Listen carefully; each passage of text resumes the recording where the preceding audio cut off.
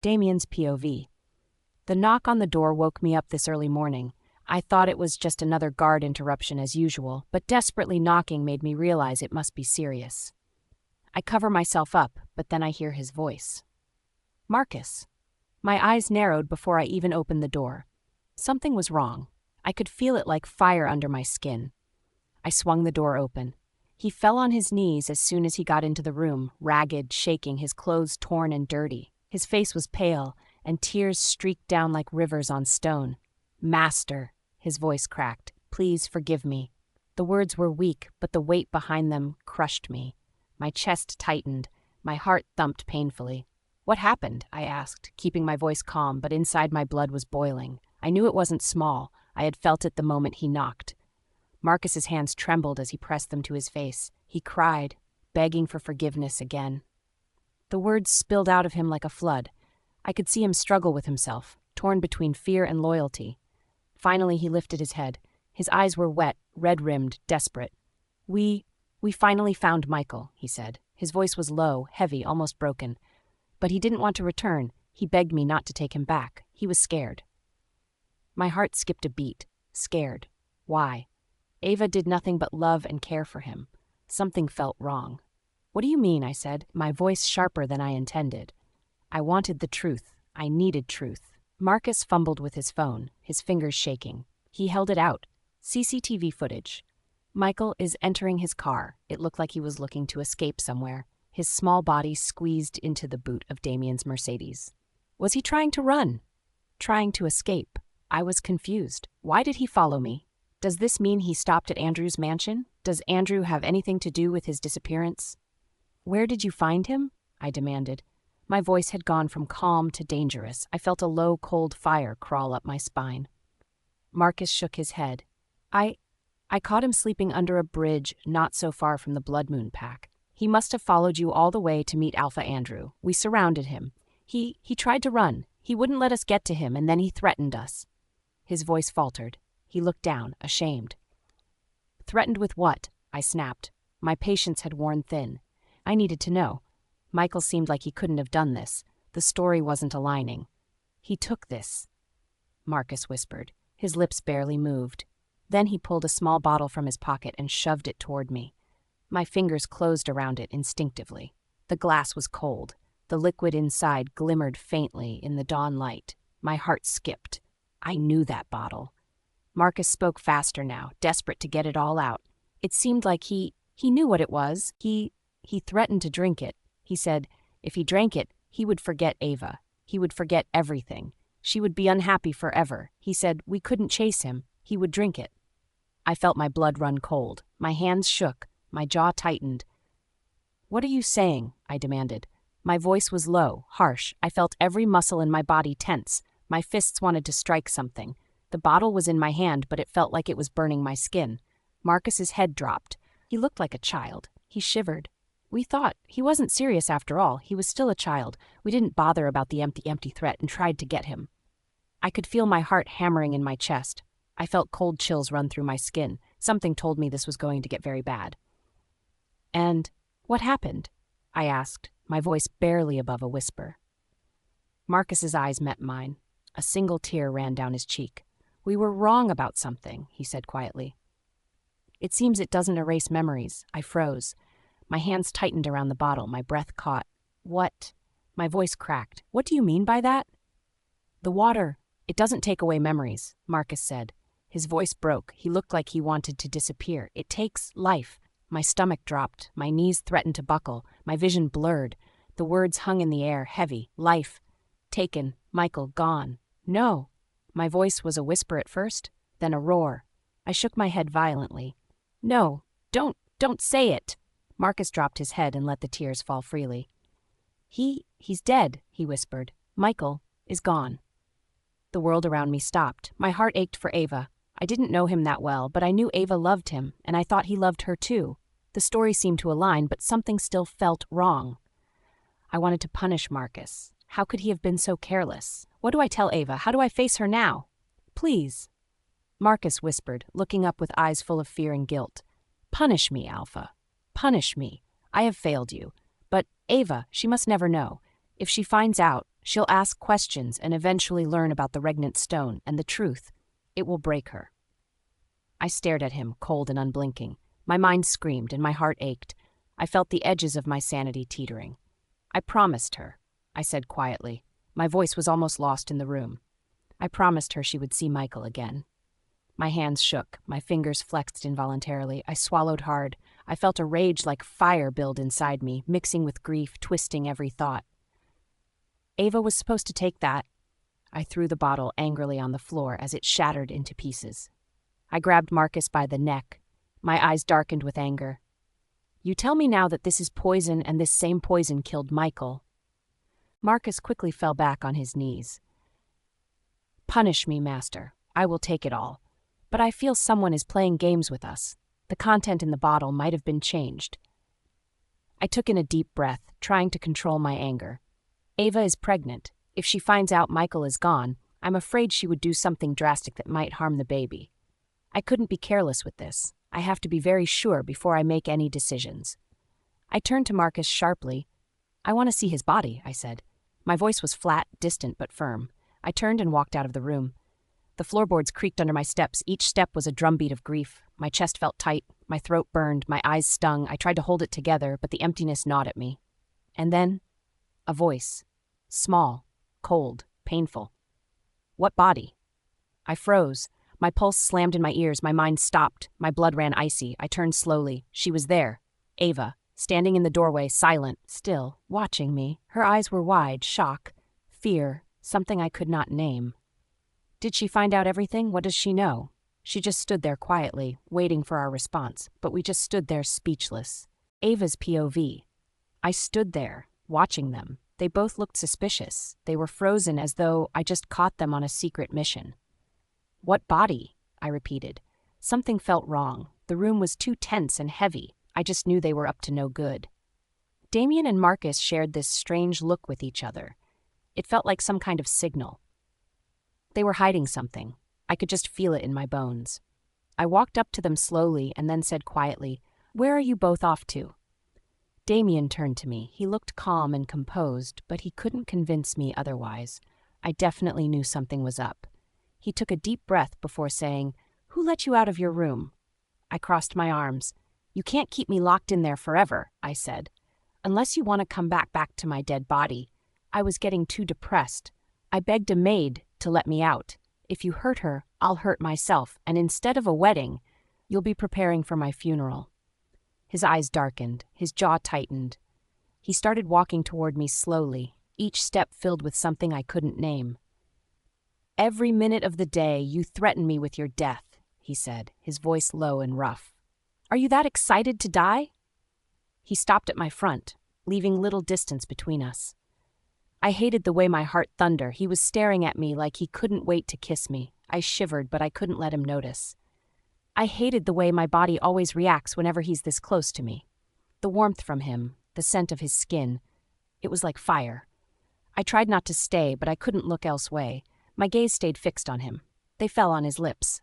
They looked soft, dangerous. I tried moving backwards, and then I almost tripped on something. His hands caught me quickly. They were wrapped around my waist tightly, and before I knew it, he pulled me against his chest. My breath caught. His grip was firm, and I could feel the heat of his body against mine. "Why are you trembling so much?" he whispered near my ear.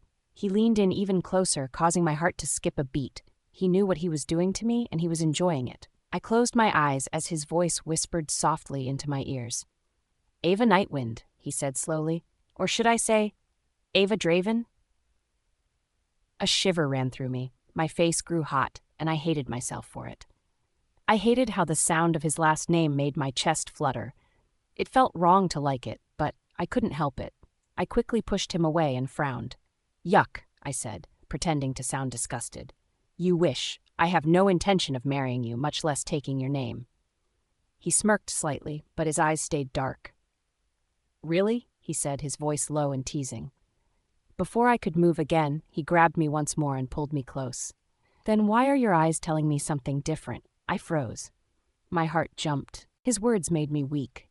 I don't love you," I said, but my voice shook. I couldn't even look him in the eye. He didn't speak. He just stared at me, his gaze piercing through my soul. The silence between us burned more than his words.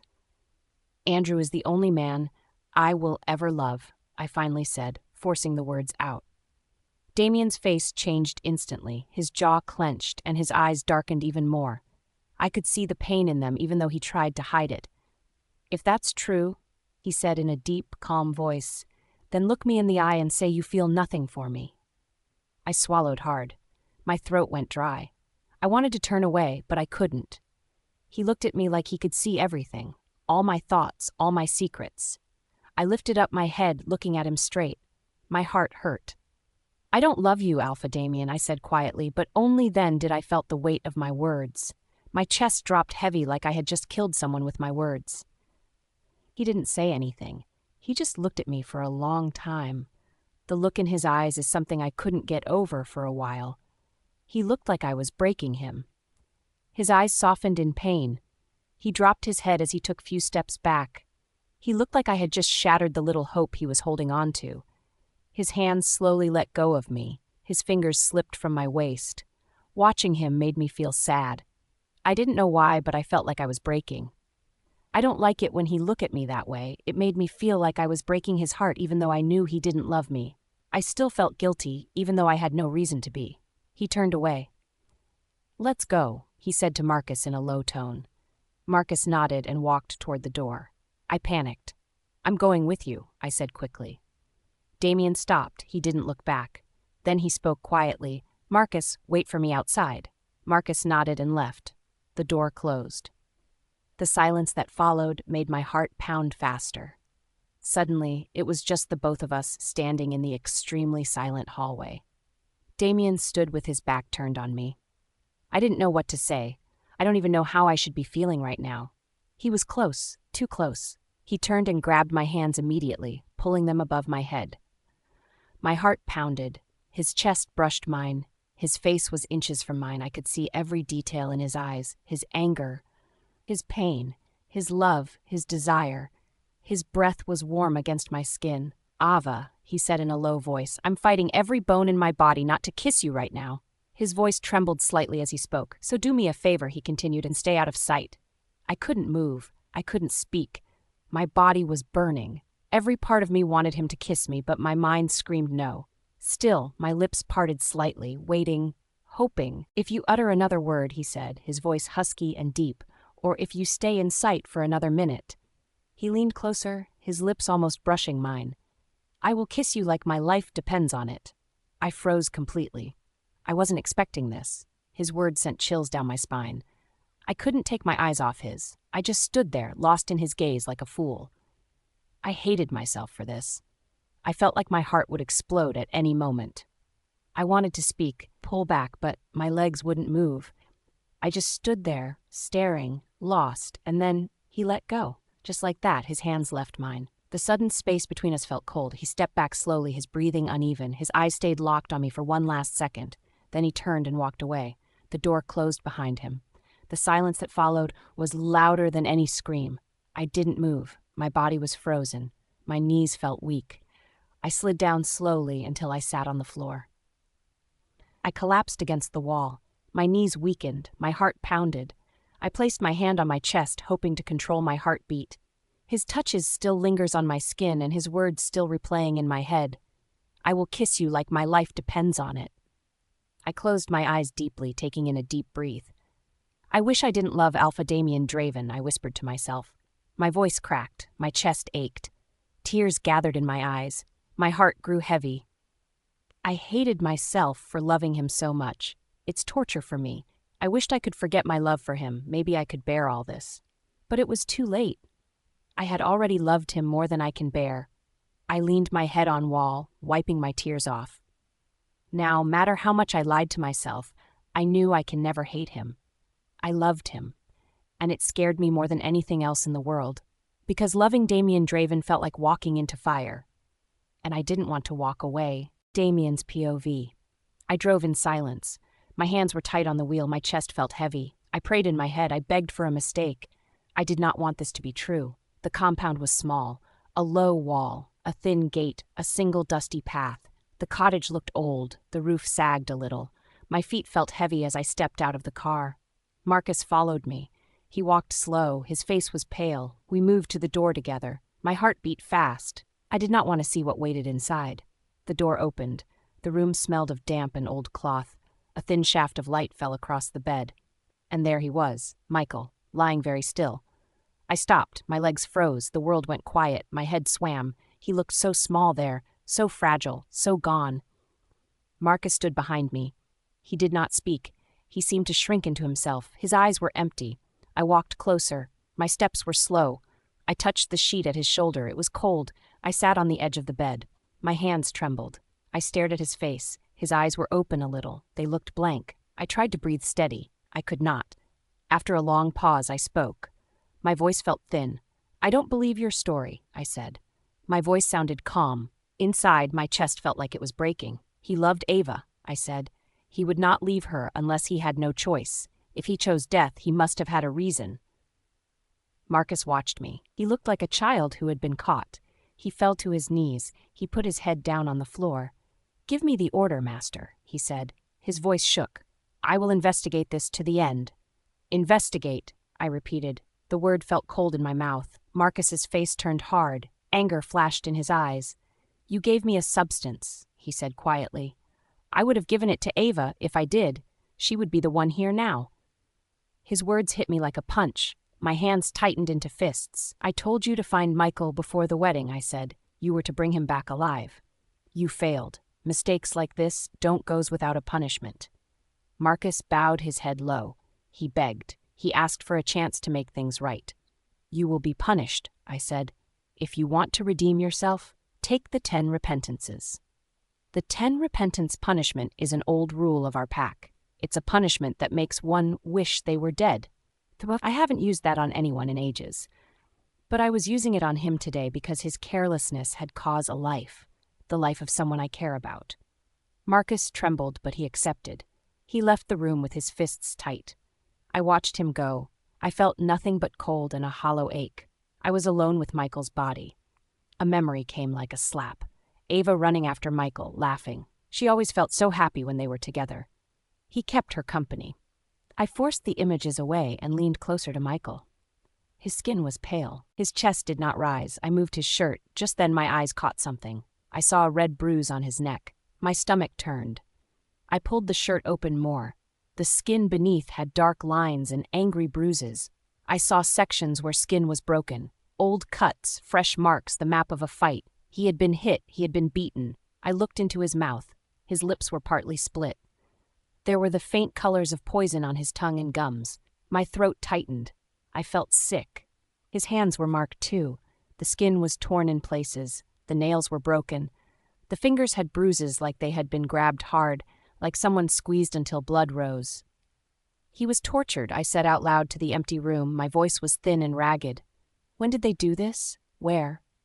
I rolled his sleeve up gently. My fingers brushed dry blood. I kept going. There was something carved in his arm. The letters were faint and dark. Dry blood made them hard to read. I leaned closer. "Mar," I read. 3 letters, the first 3 of a name. My stomach dropped. A cold hand seemed to squeeze my heart. I stared at the letters. I did not want to believe what I thought they meant. My mind ran fast. A dozen ugly thoughts slammed together. Betrayal, anger, fear. "Who did this to you?" I whispered to him. I held his cold hand. It felt like glass under my fingers. "Who would hurt you like this?" My voice broke. Guilt washed over me. I had failed him. I had failed Ava. I had promised safety. I had failed. I sat back on the bed. I pressed my face into my hands. Pain burned behind my eyes. I let out a sound I did not know I had. It shook the small room. I stood again. The decision came like iron. I will find who did this. I will make them pay. I will not let this pass. I searched the room with my eyes. The floorboards were dusty. There were faint prints in the dust. They were small, hurried, feet padded in and out. Nothing smooth. I have nothing clear. Just signs of struggle. If indeed, like Marcus said, Michael refused come back willingly, the signs of struggle and messy room will be understandable, but not the marks on his body. I moved to the window and looked out. The yard had a broken stool. A rag lay near the wall. There were footprints leading away. Someone had left in a rush. Something else pulled at me. A small thread caught in the bed sheet. It was dark, and it had a scent I knew. Leather and smoke. A scrap of cloth. I picked it up. I smelled it. The scent hit me like memory. If I was right, Andrew had that scent. But how? I walked back to Michael and sat down. I held his hand again. I blamed myself. I could have protected him better. I thought of Ava. I saw her face in my head. How she would fall when she heard this. The thought made my chest ache until it felt raw. I whispered a promise. I will find out the truth, I said. I will find out who did this. I will make them pay. My voice was small but fierce. I stood up and paced the room. The cottage walls seemed to close in. The air became tight. I felt watched. I searched through every corner, searching for a clue. My mind churned with questions. I felt tired and sharp at once. I needed proof. I needed answers. I could not trust the first story I was told. I moved to the door to leave. My foot hit something small on the floor. I looked down. A small but expensive watch. It was placed on the left corner on the bed. It looked familiar. My breath stopped. I picked it up with 2 fingers. It had the same scent.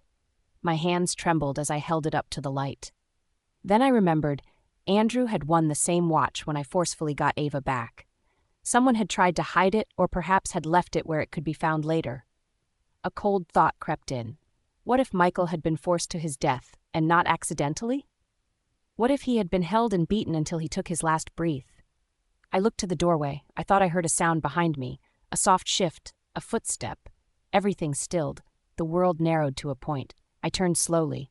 The room behind me was dim. The door frame cast a long shadow. And then I saw it, a shape in the doorway, a tall shadow. Not moving, only watching. My heart slammed. I could not tell who it was. The face was hidden in shadow. But I knew the figure had no right to stand there. I took 1 step toward it. The floor creaked under my foot. The shadow did not move. The air smelled like burnt wood and wet leaves. "Who's there?" I called, my voice low and hard. I tried to keep it steady. The figure shifted. A slow, small sound came from behind the shadow. And suddenly, bang! I felt a sharp pain at my nape. I stumbled. The room spun for a moment. I tried to fight back, but I could barely keep my stamina. The figure in the doorway moved a little. I wondered why I felt so weak. I looked at my fingers. They had turned purple. Poison. Then it occurred to me. The familiar scent earlier had poison in it. It was there to attract me so I could touch it. My mind raced. My throat closed. I tried to move instinctively. The shadow laughed then, a sound like dry leaves. It was not a laugh, I knew. The room seemed to tilt. My heart pounded so loud I thought it might tear itself free. I wanted to charge forward. I wanted to grab the figure. I wanted to scream, but my legs would not move. The cottage felt suddenly very small. I stepped forward. The shadow stepped back. The eyes in the dark watched me. Then, from behind the doorway, a second voice spoke. It was soft and familiar. It made the air burn. "Alpha," the voice said. "Yusha," the voice said. "You should not have come." I looked at the doorway. The shadow did not move. The thin shape of someone else stood beside it. Small, like a bird, the figure's face was hidden. "Find me if you can," the shadow said. "But be careful, Alpha. You might die before you can." The door slammed shut before I could move. The room went black. My breath came in quick bursts. I stood alone with Michael. Outside, a car engine started. It drove away fast. I pressed my hand to my chest. It was choking. Breathing became harder. I coughed, my head spinning, my vision blurry till I felt and my world spun till it went blank. Damien's POV. I blinked, tried to open my eyes, but my vision was blurry. My body felt heavy on the floor. I couldn't tell how many hours I lay there. I felt something moving across my face. I caught it quickly. It was a king spider. I crushed it with the last bit of strength I had. My vision was finally cleared. My throat still felt tired. For a moment I couldn't even remember what had happened. Then it hit me. The sound, the voice, the shadow, the poison. My eyes widened. I jolted up. My eyes scanned every corner of the room. It looked the same, but something still felt wrong. I touched the back of my neck where I had been hit. The pain was gone. The skin was smooth. No wound, no bruise. I touched my arms, my chest, nothing. The poison that had crawled through my veins earlier was gone, too. My body had healed itself. I staggered as I tried walking. I blinked so many times before everything finally stopped spinning. Finally, I remembered what brought me here. Michael. My heart dropped. I turned quickly, rushed into the room where he had been lying, but I froze at what I saw. The room was clean. Too clean. The bed where Michael was lying had been cleaned up and arranged. There was no sign that a body was ever there. The room was swept, and the bloodstains were gone. I looked around in disbelief. Every corner had been wiped. Every clue I'd seen before, gone. The poisoned watch was gone, and even the bloodstains on the bed had also disappeared. Someone had deliberately cleaned it up. Someone tried to erase everything like it never happened. I clenched my fists tightly. My jaw locked. I paused as I tried to join the pieces together. Michael's injury, the letters carved on his arm, the poisoned watch, and Marcus's side of the story. One thing was certain, this wasn't as simple as it appeared. Whoever killed Michael isn't just targeting him, but plotting something bigger, maybe trying to cause a rift between I and Andrew's pack. But why Michael? He was just a child who knew nothing unless he knew something. The carved letter on his hands shows his determination to tell something. And then something colder crept into my thoughts. The watch. The scent. Andrew. The last place Michael was seen was when he hid in my car boot, and I stopped at Andrew's home. If he went missing from there, then Andrew should know something. But all evidence seems to be pointing at Andrew. This seems too easy, like the murderer wants me to think it was Andrew. Two alphas at war would tear everything apart. Packs, families, lives, all ruined, and if I'm right, someone would take this opportunity to destroy both of us. Someone was playing a dangerous game, and I refused to be their pawn. But right now, I needed to keep this quiet, especially from Ava. If she found out about Michael's death, it would destroy her, or worse, make her reckless. I couldn't risk that. I took one last look at the empty bed. My chest ached. Then I walked out and headed straight to my car. The ride back home took longer than expected, stretched endlessly. My load stretched endlessly. Guilt, anger, fear, they all fought inside me. I finally got to the mansion, but the sight in front of me shocked me. First, the entrance door was left wide open. This has never happened before unless we're under attack. The maids and guards were unsettled, running around like there was an emergency. I heard screams coming from up the stairs. I stepped inside fast. I stepped on a broken glass. Only then did I realize the floor was filled with broken glass. Maids ran across the hallway, their faces pale. The guards tried to calm things down, but they couldn't. The sound of things breaking came from upstairs. Then I heard her. Ava. Her screams filled the air. Without any hesitation, I ran up the stairs. My chest heaved heavily. I prayed she wasn't in danger. When I reached her room, my breath caught. Everything was a wreck. The walls were stained with splashes from dirt. The glasses were shattered. The vases were shattered on the floor. Ava stood in the middle of this mess, barefooted, with her loose dress. Her hair was messy, and her eyes were swollen because of how much she had cried. "Get your alpha here right now!" She screamed as she threw another verse at the guard who tried to approach her. It shattered into pieces, and a piece flew towards me. The sharp edge sliced through my cheeks. Blood gathered, but they would heal just as quickly. The maids trembled, terrified to go near her. I clenched my fist tightly. I just noticed she was about to step her foot on a sharp piece of glass. "Ava!" I shouted. She froze and turned sharply to me. Her eyes were filled with anger. She breathed heavily. She looked drained. I didn't even give her the chance to speak when I angrily walked into the room, grabbed her, and pulled her across my shoulders.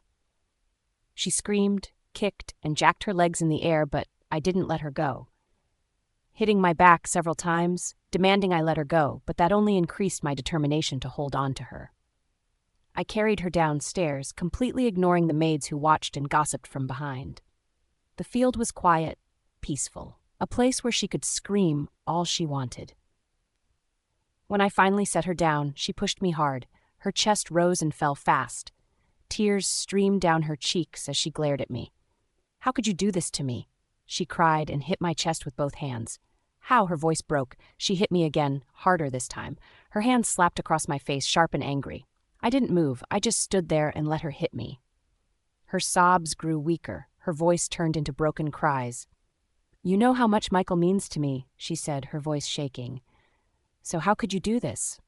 My heart sank. She knew something. How did she find out? "I sent Marcus on a mission to find Michael," she continued between sobs. "But when you found out, you imprisoned him. You punished him with that horrible rule of your pack, the 10 repentances. How could you be so cruel?" I froze. So that was it. She didn't know Michael was dead. I wasn't sure whether I should feel relieved or I should feel scared. Ava grabbed my shirt, pulling me closer. Her face was wet with tears, and her eyes were weak and tired. Her voice shook as she spoke. Michael is just a child, Damien. What if he's out there starving? What if he's hurt? Please, stop holding him hostage. Her words hit me harder than any punch. She fell to her knees in front of me, her hands trembling as she clasped them together. Please, she whispered. Michael is like the younger brother I never had. He's the only one who ever cared for me when no one else did. He stayed by me when I was broken, when I had no one. I can't lose him. I can't.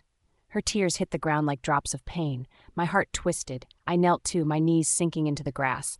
My hands trembled as I cupped her face and wiped her tears away. I didn't know what to say. The truth would destroy her, but lying felt cruel too. I'm sorry, Ava, I said softly. My voice broke halfway through. She looked at me like she was searching for something in my eyes, some bit of hope. I can't release Marcus, I said quietly.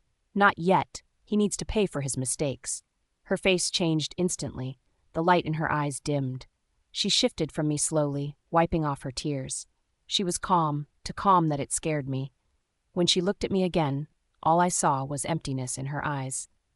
I will find Michael myself, she said firmly. Her voice was low and steady. She leaned in closer, her gaze was fixed on mine.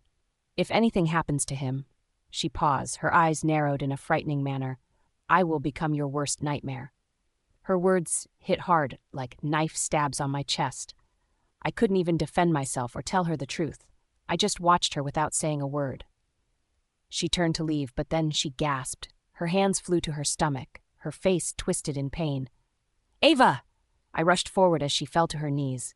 She clutched her belly tightly, screaming, If anything happens to my baby, I'll kill you. Even in pain, she still found the strength to curse me.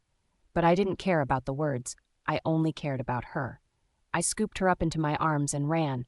Her screams faded into soft moans as her body grew weak. Her hands slipped from my shirt. Ava, stay with me, I shouted, shaking her slightly, but her eyes were closing. My heart raced as I ran faster, my legs barely touching the ground. I could hear her breathing grow faint. By the time we reached the hospital, she was unconscious. Doctors rushed to take her from my arms. They wheeled her inside quickly. I stood there, breathing hard, my shirt stained with her tears and blood. My whole body shook. Minutes felt like hours. The hallway was silent except for the faint ticking of a clock. I prayed silently, something I hadn't done in years. Please, let her be safe. Let the baby live. Every second was torture. Every sound made my heart jump. Finally, the door opened.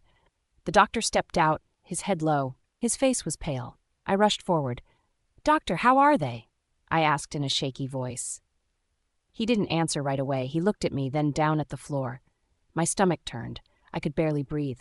Then he spoke quietly. I'm sorry. The world stopped. Everything went silent, my breath, my thoughts, even my heartbeat. And in that silence I feared the worst had happened. Damien's POV. I sat on a hard chair in the hospital. My body felt weak and empty. My legs trembled, my head was heavy. The doctor's words were still in my ears. I'm sorry. I saw the doctor's face again. He looked tired. He looked small. My heart thunders. Those words scared me more than anything.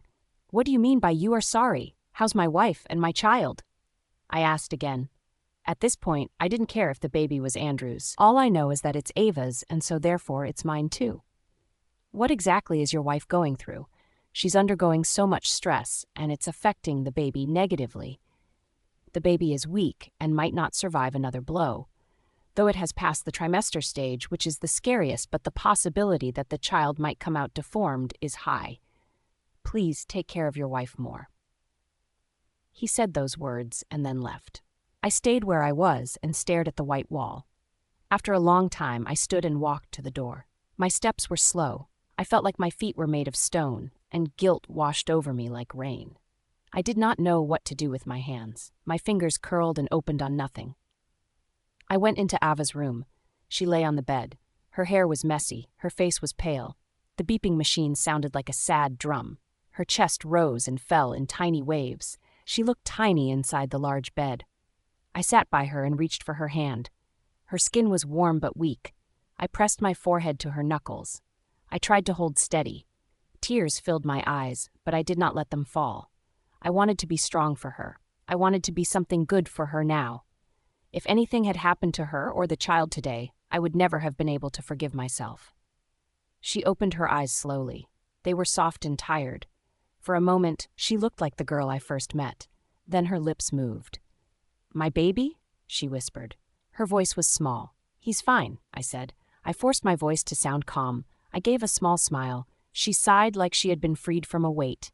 She pulled the sheet to her chin. Her body shook. Her hands trembled. "Get out," she said. Her tone was weak but sharp. I heard the old anger in it. I nodded and stood. I wanted to leave, but I did not go far. I leaned closer and kept my eyes on her. I could not walk away without saying what I had to say. I needed to put words into the break inside me. "Years ago," I said, "when you saved my life, I promised I would protect you. I meant that. I searched for you for many years, but it felt like an impossible mission. It was like you disappeared from the face of the earth." My voice shook. I swallowed hard. The memories burned in my chest. I tried not to cry. "When I found you at Andrew's, I knew it was fate. I thought of all the things I could give you. I thought of a life without pain for you." My hands moved as I spoke. They trembled. "I thought about killing him so many times," I said. "The imposter came, and more enemies came, and I had to choose. Though I really want to give you the best life, that was not the right time. I chose your safety over your happiness. I thought that was right." Ava's lips trembled. A tear slid down her cheek. She turned her face away. I could see the hurt in her. I felt like a thief who had stolen her son. "But I hurt you," I said. "I have hurt you more than I can say. I trapped you with my rules. I broke things you cared about. I made you suffer." My voice was low. I felt small. I wanted to take back every cruel choice. I wanted to go back in time and be better. I could not. When it was over, I said, "I thought I could give you everything. But something else happened. I fell in love with you, not the quiet, safe kind. I fell in a wild way. I loved you so much it scared me." My chest felt tight. Tears escaped and ran down my face. I did not hide them. I had no strength to hide them.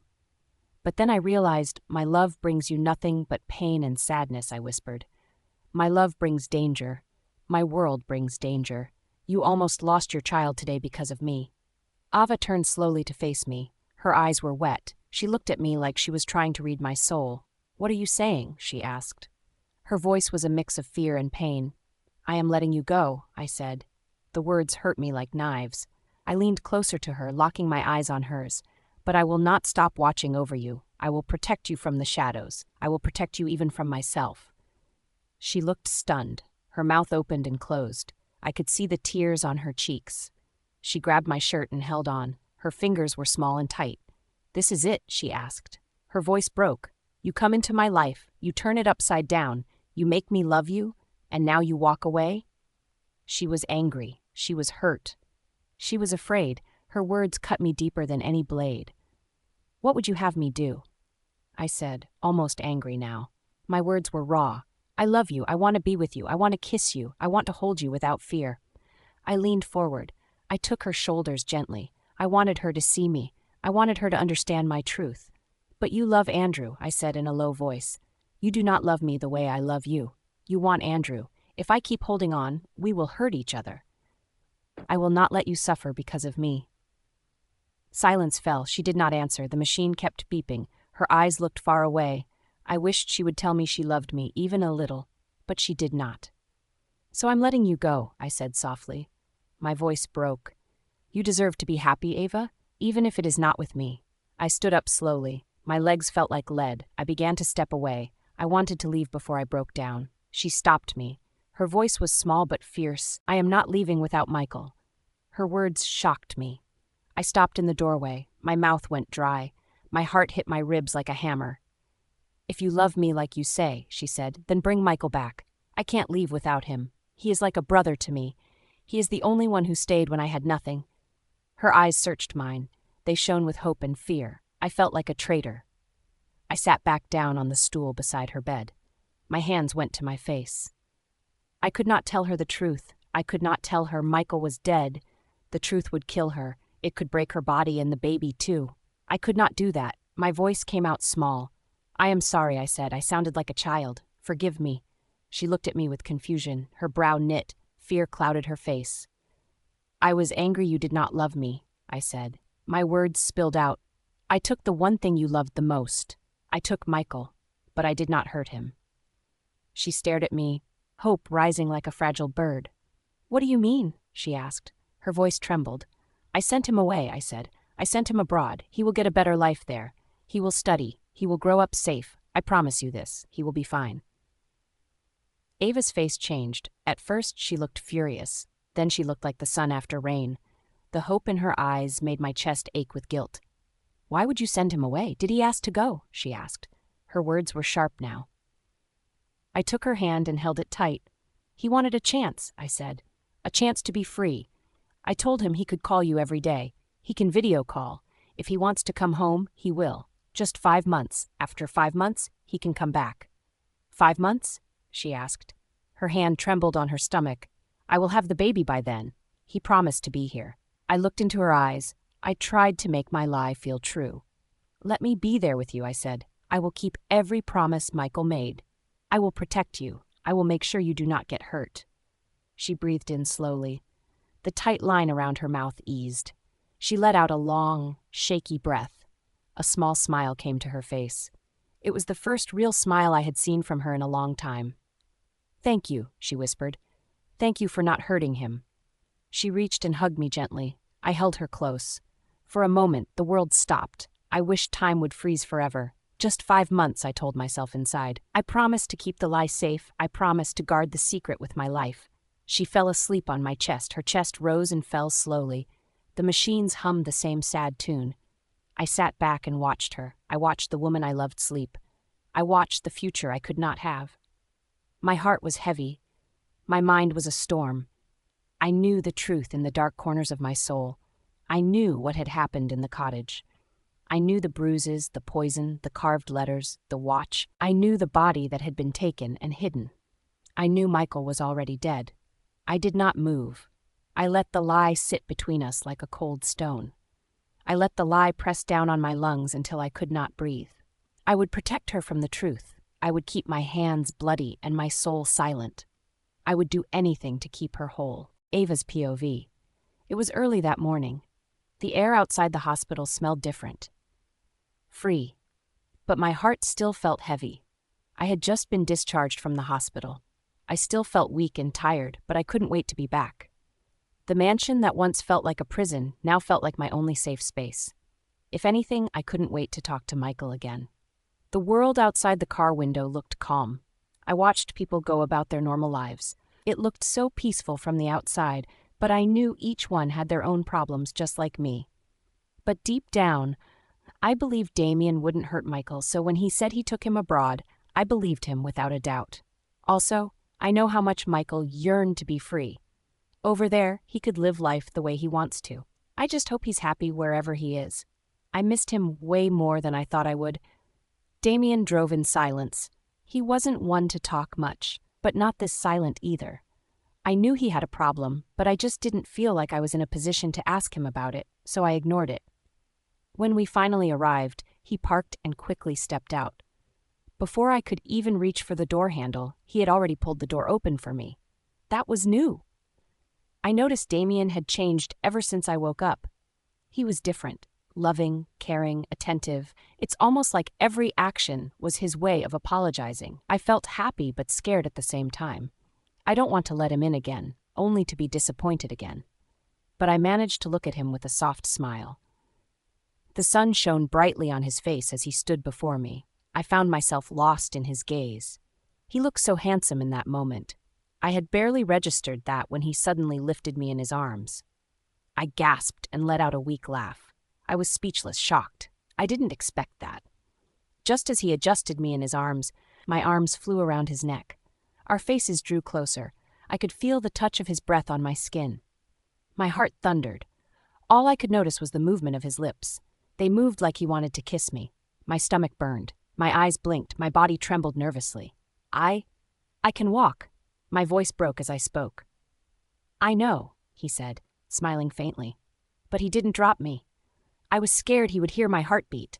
They beat like they would fall out of my chest. He carried me all the way upstairs like I was made of glass. as if he feared I would break if he let go. When he reached my room, he gently laid me down on the bed. The way his eyes looked at me, it was full of things he didn't say. Guilt, care, maybe even love. I just stared at him, my lips trembling with a quiet smile. He reached out and brushed a loose strand of hair behind my ear. His hand lingered close to my cheek. "Damien," I whispered. He raised a brow slightly. "What is it?" "What about Marcus?" I asked. My voice was soft, almost scared to break the calm moment. His expression dropped, but then he managed to put on a weak smile. He patted my head softly in the most assuring way. "I will take care of that," he said, and then stood to leave. I don't know why, but I just couldn't bring myself to let him go. I wanted more time with him, so I grabbed his hand before he could leave. My eyes yearned for him. He stared it back him, only then did I realize I had nothing to say. I just wanted him to stay, but there's no way I would tell him that, so I just came up with the first excuse that popped up in my head. "Can I speak with Michael now?" I asked. He smiled faintly and nodded. He took out his phone. Somehow he looked nervous but tried to hide it. He passed over the phone. A few seconds later, the screen lit up, and there he was. Michael. His mischievous grin filled the room. "Oh my God," I said, my voice trembling. "Michael, how could you leave without a word? I thought you considered me family." My eyes blurred with tears, but I was smiling. Seeing his face made everything lighter. He raised a hand to wave, but before he could speak, the screen froze. Then it went blank. No, I murmured, tapping the screen. The call had disconnected. I moved around the room, trying to find a signal, but the network was gone.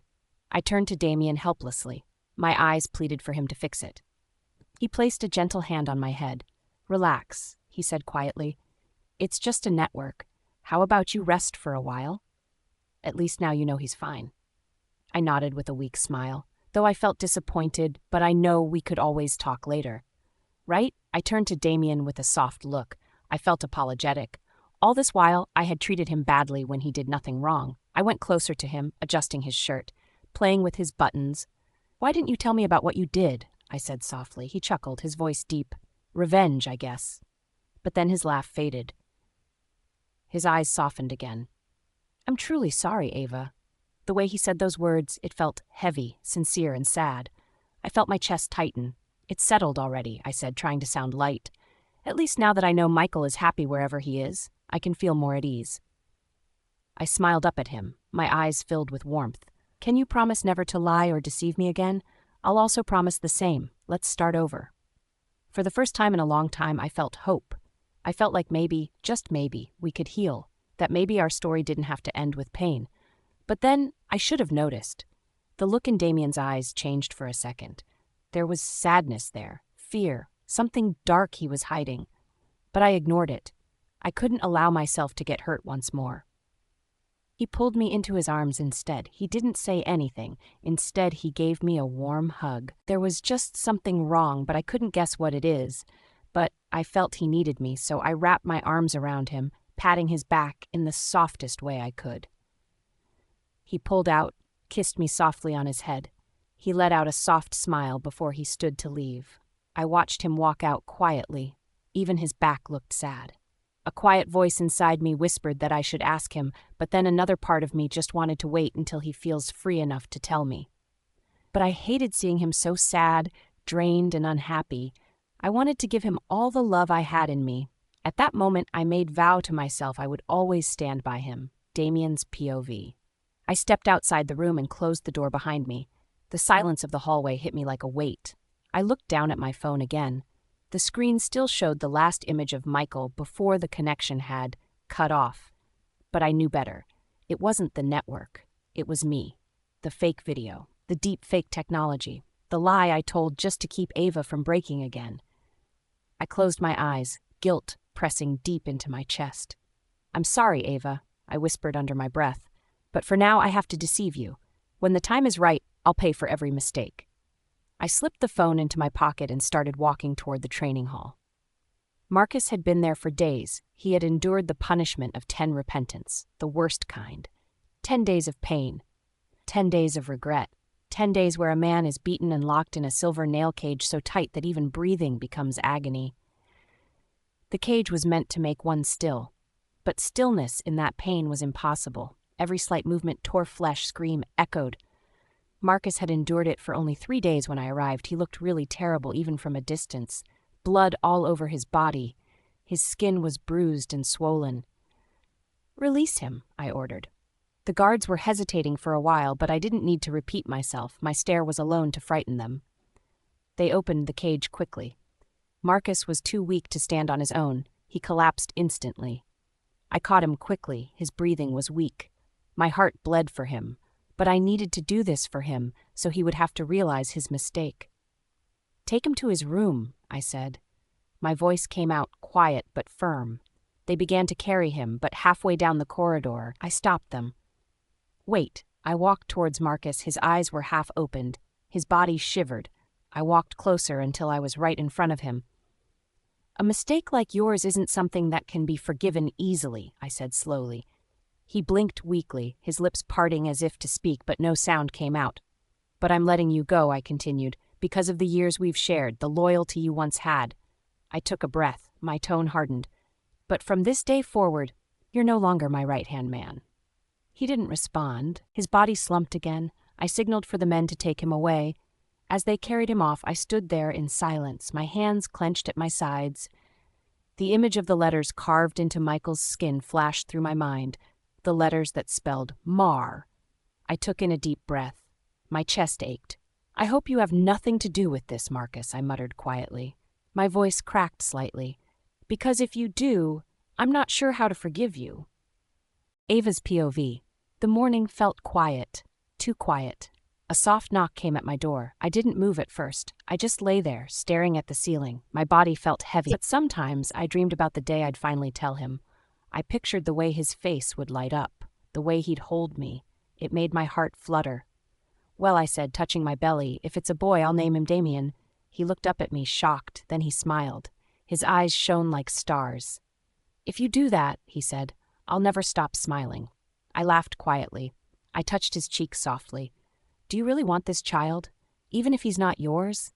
He didn't blink. He just stared into my eyes. "I love you, Ava," he said, "so I'll love everything that comes from you. If this child is yours, then it's mine too." My chest tightened. My eyes burned. "Can I ask something?" I whispered. "He has an alpha," I said, my voice low. "Your first child must come from your Luna. Any child before that is not accepted. Would my child be safe if I become your Luna, even if he's not yours?" Damien froze. His smile faded. He looked at me for a long time. Then he sighed and held my face gently. "That's the pack rule," he said, "but I don't follow cruel rules. They made that law to keep the alpha in line, to protect the Luna's power, but I'll never hurt my own child."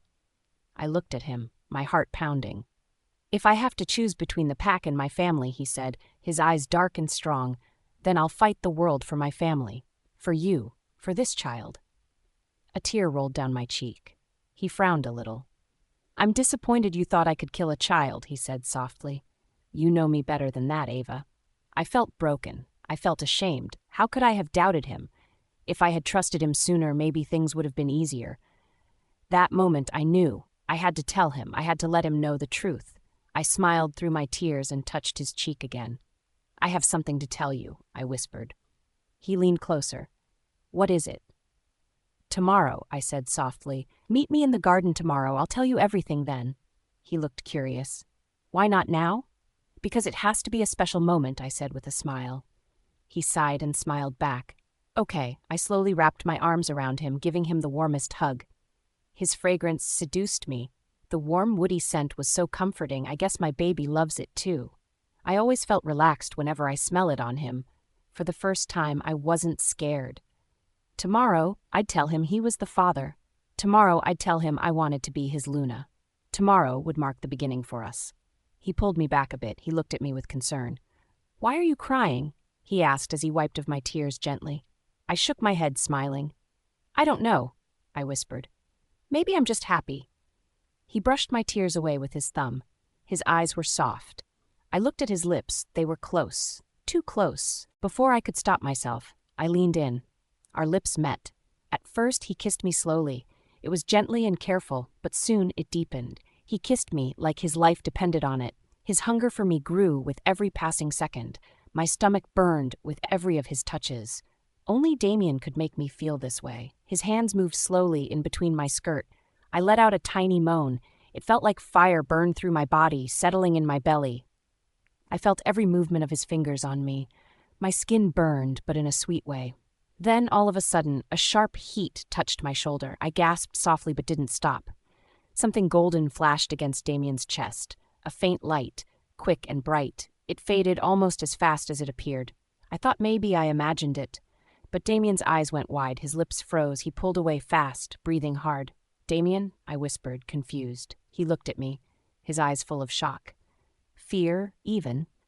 He opened his mouth like he wanted to say something, but no words came out. Then he stood up. "Damien, wait," I said, reaching out. He didn't turn back. He walked quickly to the door and left. The door closed behind him. Silence filled the room. I sat there, my breath still shaky. My lips still felt his warmth. My heart was still running wild. I placed my hand on my shoulder. The spot still felt hot. Something had happened. Something strange. But I wasn't sure what it was. It was probably nothing, so I ignore it. But I just couldn't ignore the way Damien left me. The fear in eyes, it was like he had seen something or remembered something, but I just couldn't help but worry. I looked back at the door several times. I wished he would come back, but he didn't. After a while of waiting, I collapsed right into the bed, growing my face in frustration. He came in without a notice, made my heart fluster, kissed me so deeply and left without a word. I placed my hand on my belly. Whatever made him upset will be cleared by tomorrow. I was certain, after I gave him the good news, there would be nothing to separate us from each other. We will become a real family. Before the end of tomorrow, our relationship would be fixed. He would know just how much I love him, I told myself. I smiled a little through my tears. Tomorrow will be a beautiful day. But then I had a sudden strange feeling. What if tomorrow never comes? Damien's POV. I slammed the door hard enough to make the frame shiver. My hand shook as I fumbled for the wine. The cork popped. I tipped the bottle and let the liquid burn down my throat. It did nothing to cool the fire inside me. It only fed it.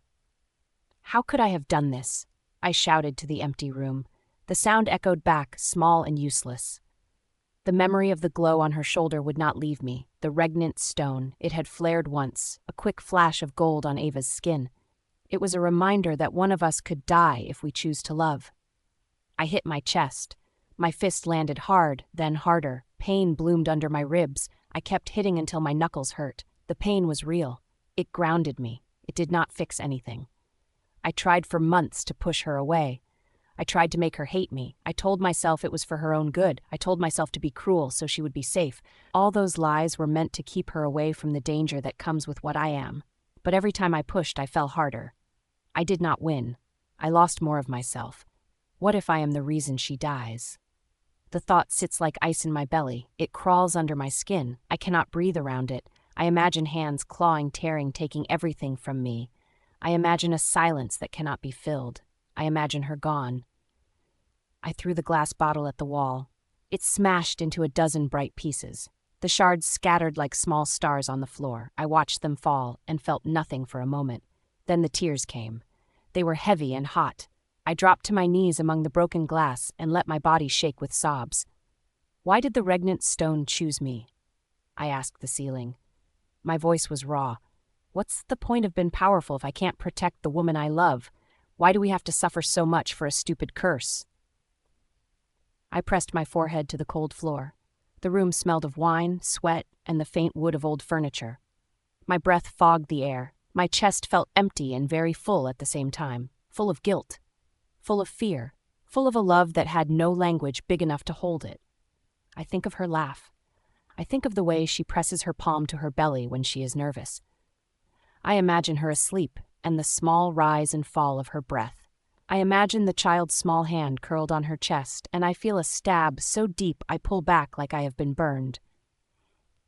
I should tell her everything, but how can I tell her one of us is destined to die if we choose to love? How can I tell her all the ugly truths about my life? There are secrets that, if spoken, will turn the air cold. The only way to end this is if I disappear completely, but I can't even do that now because any stress could harm the baby. I'm cornered with no way to go. I can't push her away because of the baby's life, and I can't even love her. She could die. I get to my feet. My legs are weak. I walk to the window and look out at the night. The moon is a thin coin. The world looks ordinary. The pack sleeps. The world keeps turning. But inside me, the clock is loud and jagged. Marcus POV. I sit on a dark throne. The room is small, but it swells with shadows. My hands rest on the arms of the chair. I feel the weight of 1,000 patient plans. Patience is a quiet poison. It eats at you slowly and hides its teeth. A voice breaks the quiet. It is high and sharp. Andrea, the same woman who had pretended to be Molly, moves like a storm, like she always has been quick with rage. Her face is a blade. After everything we did, she hisses, they are still alive. They laugh, they love, they dare to grow happy. I let her spit the words. Let her rage. It is useful. Anger sharpens focus. It steals those who would rather run. Regina steps into the light. She is calm. She's always slow to react. That's one of the reasons we work well together. Her eyes are the kind that remember small details. She studies Andrea with the patience of someone who counts failures as opportunities. You let your part go too far, Regina says. Did you get too close to Damien when you were pretending to be Molly, that now you are too jealous to him, happy with the real Molly? She teased. Andrea glares at her like she wants to tear her world. Her chest rises with breath that tastes of thunder. They are living the best life together when they should be suffering, and you are saying, I'm jealous. I just hate to see them happy. I watched them both, as they exchanged words, chattering like two children fighting over some snacks. I lean forward. My voice is slow when I speak. I want every word to fall like a measured stone. Patience, I say. We do not rush. Love is their strength. We make love into a trap. We let them fall in it, and then we break the ground beneath them. Andrea huffs. Patience, patience. I am running out of patience. Patience is a tool, I want to tell her, and that is a weapon if used right. But I also feel anger when I see them happy. I feel the pull of violence waiting to be let loose. We are close. So close I can taste it. Regina folds her hands. I told you this would be the hardest part, she says. Let it grow. Let them believe. When the trust is deep, the fall will be so much greater. I smiled cruelly. It is the smile of a man who has waited for a very long time.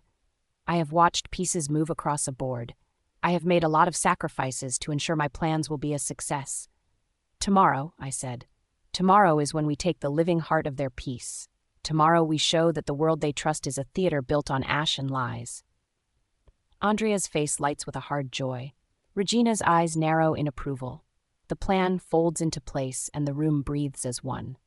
But even as I hold that plan in my hand, a small sound reaches me from somewhere deep. It might be a doubt. I close my eyes for a moment. I recalled the last family dinner we had before our lives changed forever. In one night I lost my whole family, but this time Ava will be my weapon to destroy my enemies' lives. Get ready, I say to the room. Tomorrow we make history. We all know what will come next. We all know the cost. We have already written the price in our heads. Tomorrow will not be soft. Tomorrow will not be kind. Tomorrow will pull at everything they have built.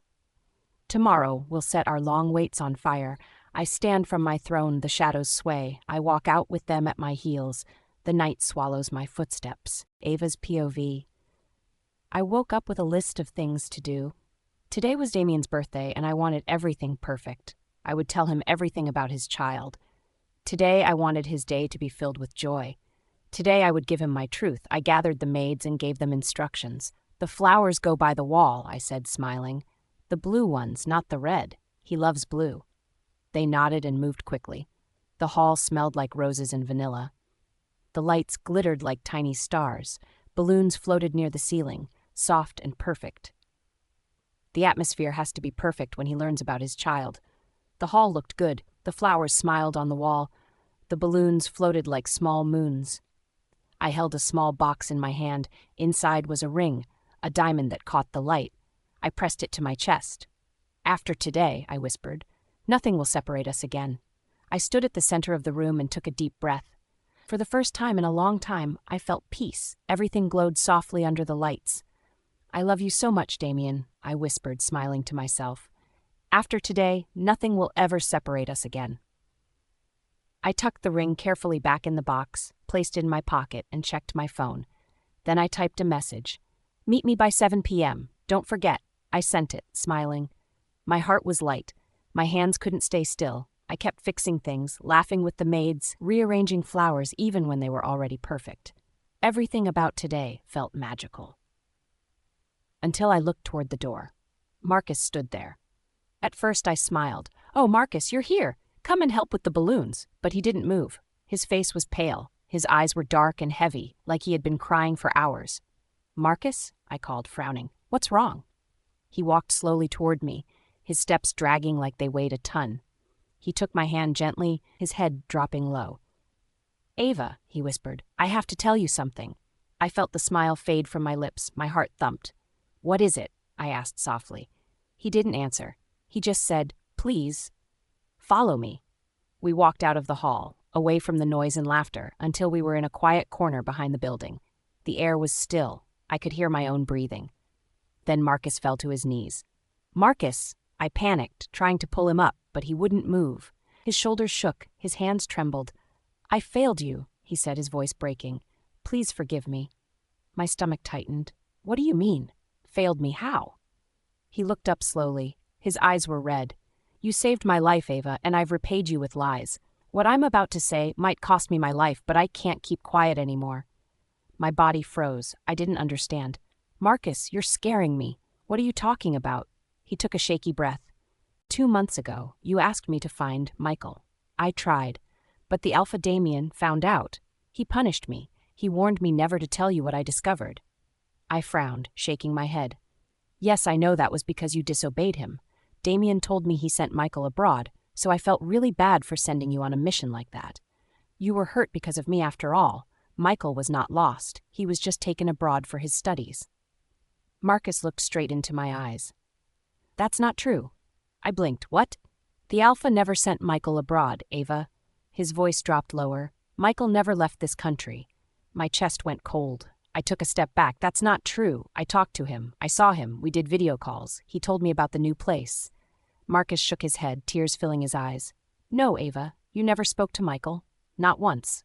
I stared at him, my heart pounding painfully. "What are you saying?" He gripped my shoulders firmly. "Listen to me, please. You never made a real video call with Michael. Everything you saw was fake. The voice, the face, the calls. It was all created with deep fake technology. Every word you heard came from someone else." I shook my head violently, stepping away from him. No, that's not possible. I would have known. I know his voice. I know how he laughs." "You don't understand," Marcus interrupted, his voice trembling. "It was designed so you wouldn't know. No, that's why the calls were always short.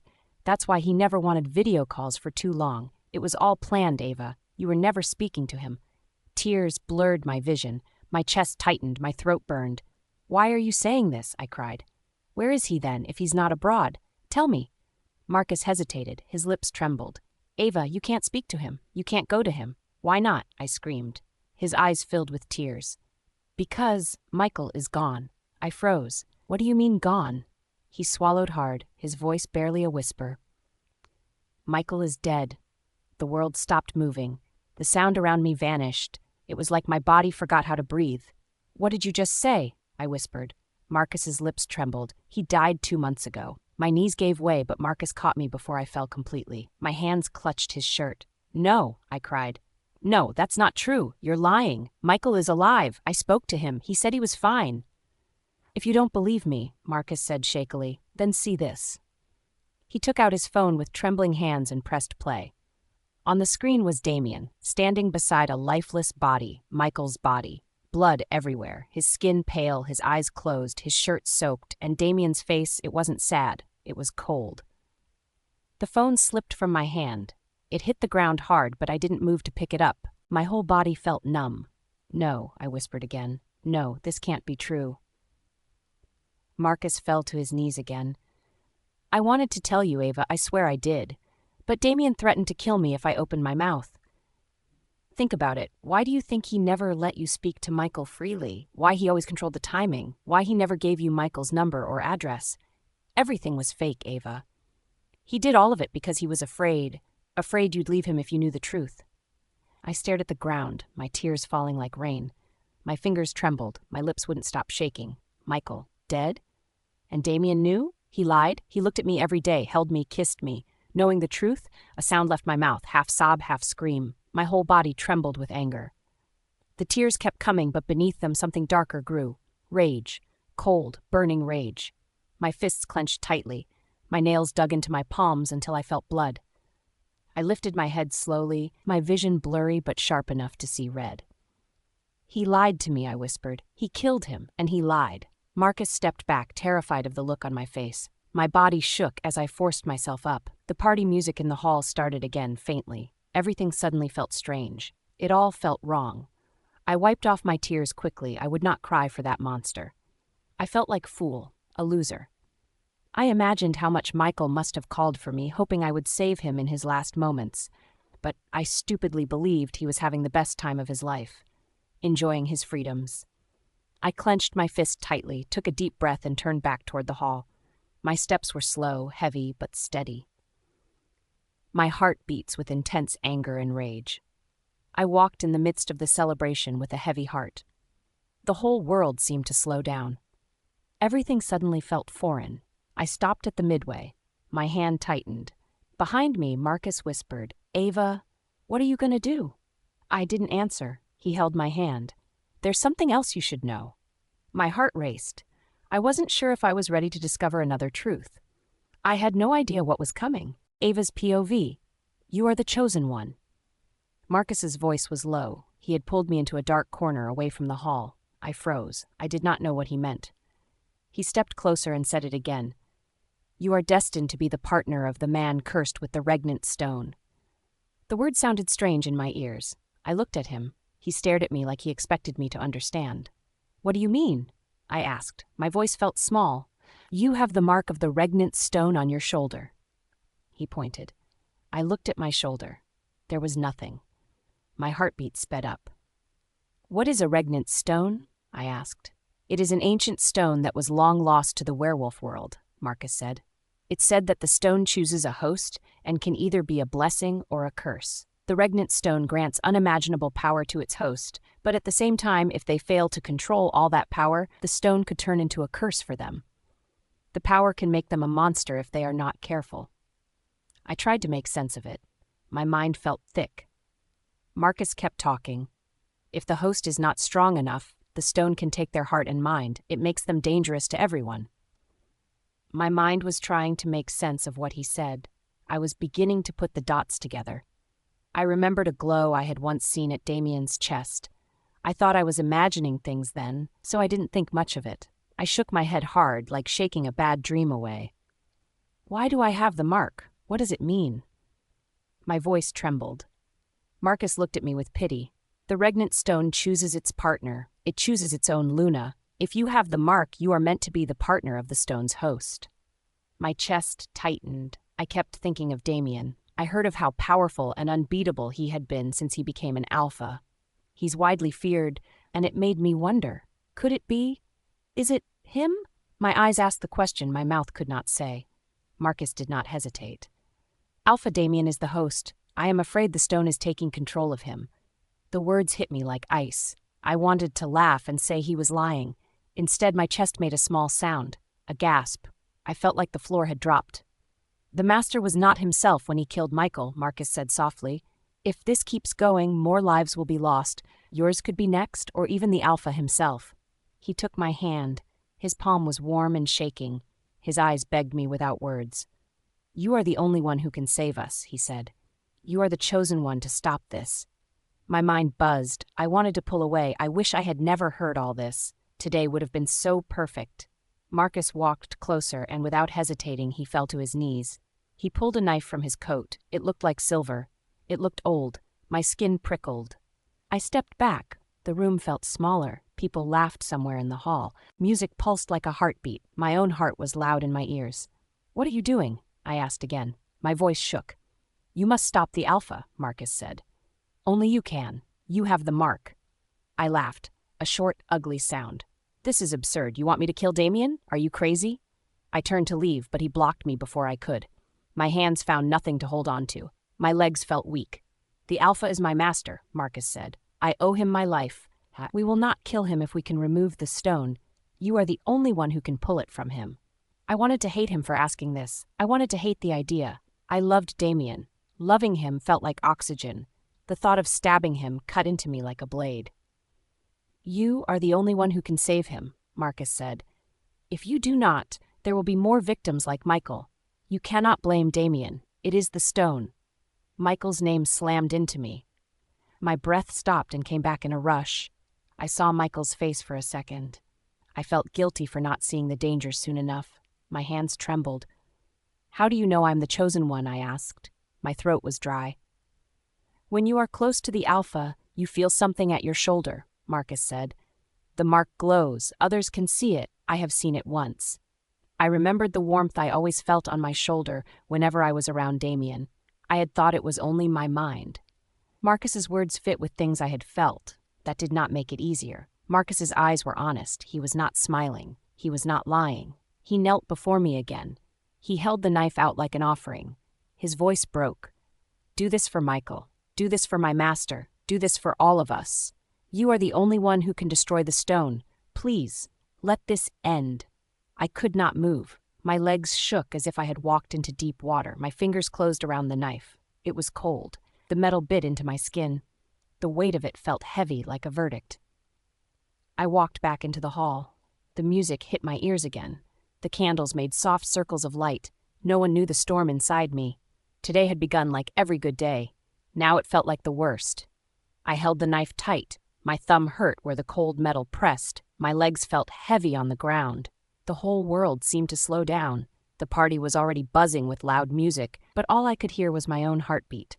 I felt lost. I tightened my fist. Just then I heard a voice from behind. "Ava." My heartbeat skipped. My chest tightened. I turned around slowly, and there he was. Damien, walking towards me with the most beautiful smile I had seen. My heart melted. I recalled his look when he stared at Michael's lifeless body. He looked like he was pleased with what he had done. My vision became blurry with tears. I clutched my gown tightly, hoping I would feel a different kind of pain than what I felt in my heart. I clenched my jaw as he approached me. My gaze was fixed on his. I looked at his chest. How could I bring myself to stab a knife into his chest? I just stood there frozen, and he kept on smiling innocently, like he wasn't keeping such a dark secret from me. Ava's POV. Damien walked towards me slowly. His gaze was fixed on me. He walked like a king, like a man carved from stone. His hair was dark. His jacket fit him well. People bowed slightly when he passed. He looked at me with that slow, unreadable look, the look that had once made my belly flip with joy. My throat closed. I tried to make my face stay calm. I could feel the mark, but it did not glow. Not yet. The feeling in my shoulder was like a small ember. I swallowed, and the ember burned hotter. I told myself we would get the stone out. I reminded myself over and over again it would not take his life. I told myself he would wake up and remember I did this for him. I told myself this was for everyone's safety. I moved closer to him. My feet felt heavy.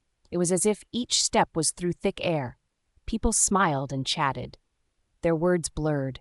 Damien turned toward me. His eyes found mine and held them. For a moment, the music stopped in my head. I could hear only his breathing. He walked over like a man drawn on strings. When he reached me, he leaned in. His breath smelled of wine and something sweet. His hand brushed mine. I wanted to pull away. I wanted to fall into him. I wanted to scream. "You planned a birthday party for me?" he asked. His voice was soft. He looked impressed. He did not know. He could not know. My hand tightened on the knife. The metal pressed into my palm. Pain shocked me back into shape. I looked at his chest. The regnant stone, if Marcus was right, was hidden there. I imagined a dark light under his skin. I pictured it pulsing like a heartbeat that was not his own. I pictured Michael. I pictured his blood. I pictured him crying for help when he was been helplessly murdered. The vision made bile rise in my throat. Curse that damn stone. A part of me still couldn't believe this story. "You look like you have seen a ghost," Damien said. Before he could utter another word, I pulled him closer and pressed my lips against his. And this time I saw it. The glow. It wasn't my imagination. There was indeed a regnant stone in his body, and it only reacts to me. For a terrible second I wondered if we ever never truly loved each other, and all we felt was just caused by the regnant stone. For a longer second, I thought of driving the knife into his heart. I hated that I was the only one who could do this. "I love you," Damien said quietly. "You are mine." The words landed like a warm hand, but then I thought, if he's been controlled by the stone, then is this even Damien's real feelings? If I did this, would this all disappear? I feared, what is Damien without the regnant stone?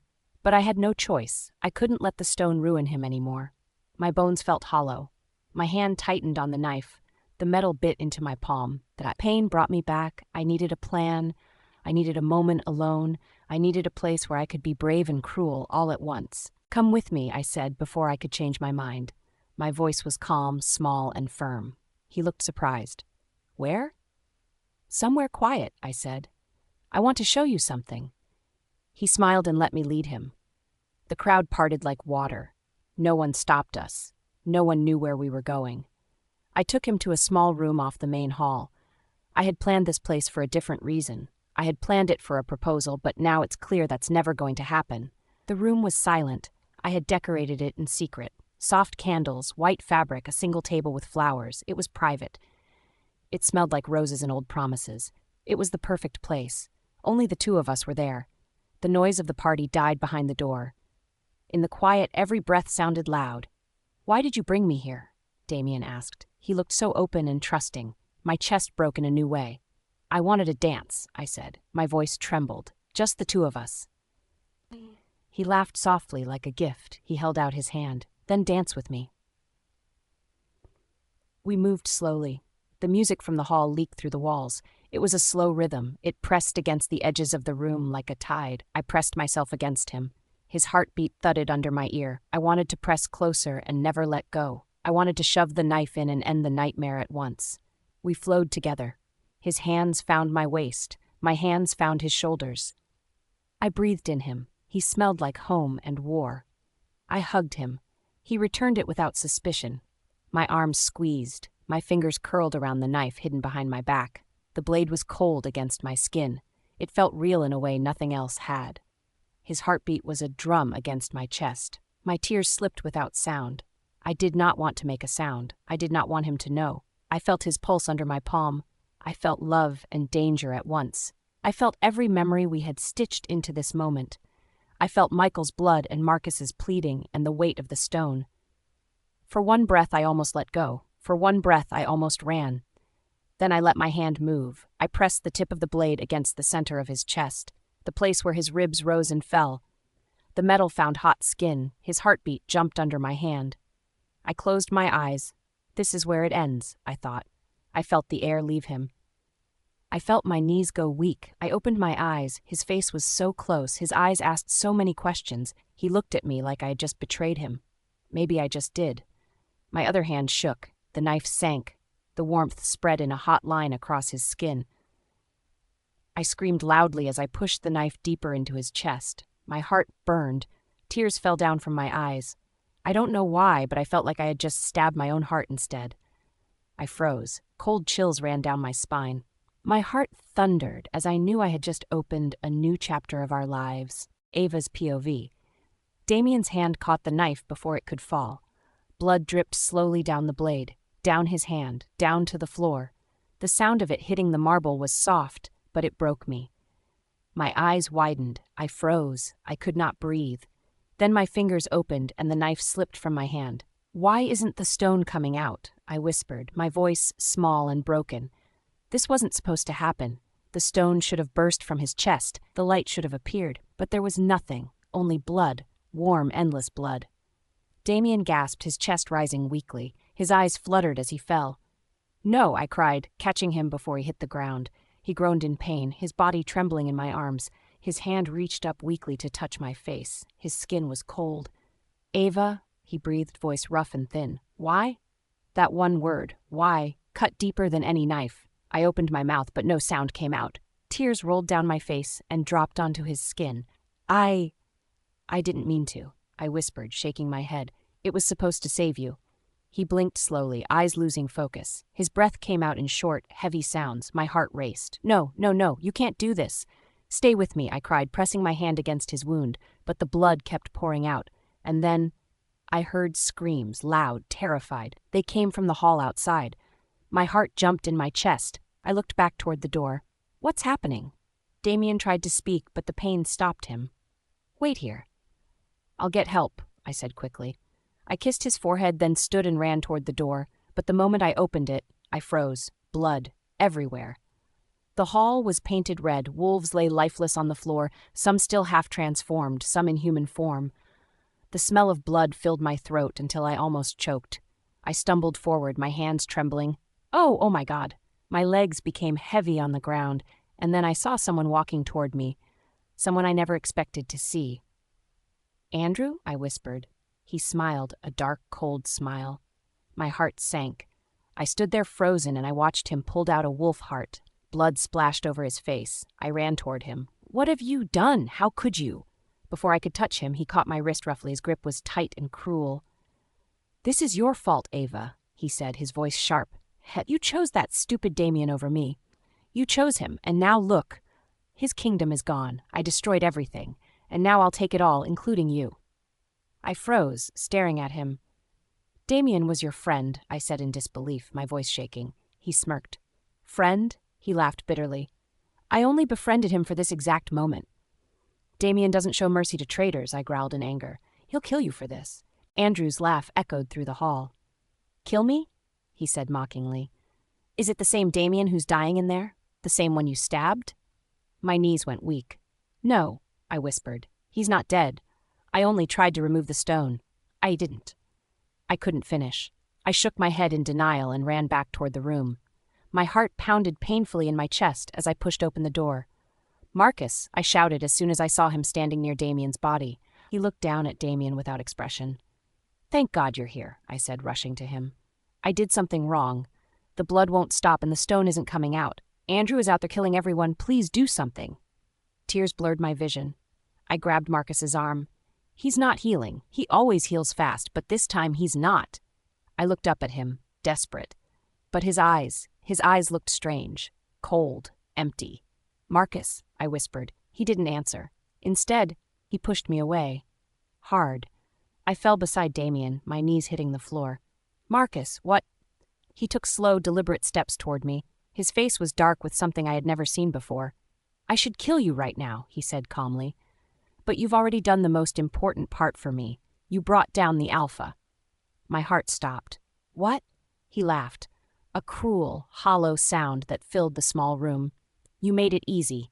You did what no one else could. You weakened him. You stabbed him with your own hands. No, I shook my head. No. The Alpha will be dead in a few minutes, he said proudly. And with his death, everything he built will fall. And all this are thanks to you. I felt my body go weak. Marcus? Why? The door opened again. A shadow stepped in. Andrea? My heart sank. I froze. My lips parted, but no words came out. I recognized her immediately. The same woman who once pretended to be me, Molly. My eyes widened. It's you. You're working together? Andrea smiled. Finally, the day has come. Damien is beneath my feet. She started to move toward Damien, but Marcus stopped her with a hand. Not yet, he said sharply. Andrea frowned, but obeyed. I stared at both of them, trembling. He was your master, I said in disbelief. He trusted you, Marcus. He loved you like a brother. Marcus's eyes glowed red. He killed my family, he said quietly. Every one of them. You think I could ever forgive that? A chill went through me. No, Damien would never do that, unless your family wronged him first. You know him more than I do, I whispered. Marcus sneered. The great Alpha who cares for everyone is nothing but a monster. I waited 15 years for this. 15 years for his blood to spill. And now it has. Tears streamed down my cheeks. You used me, I said softly. He smiled, cruel and satisfied. Yes, you were the key. The regnant stone only responds to you. Only you could end him. So I gave you reasons to hate him. I showed you Michael's death. I whispered lies. I made sure you believed everything I wanted you to believe. My chest tightened. The room spun. I gasped for air, clutching my chest. You killed Michael, I whispered. I did what had to be done, Marcus said without emotion. You were too loyal to Damien. I had to break you. I looked down at Damien, his blood on my hands, his face pale and lifeless. I pulled him gently into my arms. His body was heavy, his skin cold. Please, I sobbed. Please wake up. Marcus only watched, silent. "Why did you do this?" I screamed, looking up at him. "He was a good leader. He protected his people, even you." Marcus's lips curved into a bitter smile. "He killed mine. It's only fair that I kill his."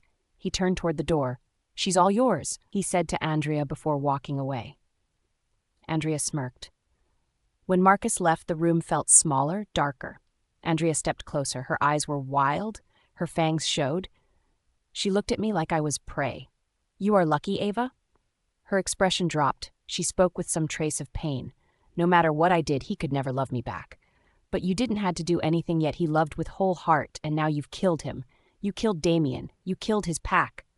She bent down until her face was inches from mine. Being killed by the woman he loved more than anything is the best kind of death. He deserved it. She laughed and then leaned close and grabbed my hair tightly. "I should kill you now," she whispered. I looked at her. My fist was clenched tightly. My eyes had no life left in them. I was empty. "You'd be doing me a favor," I said quietly. "I've already lost everything. I killed the only man I ever loved." Andrea paused. She studied me for a long time, then smirked.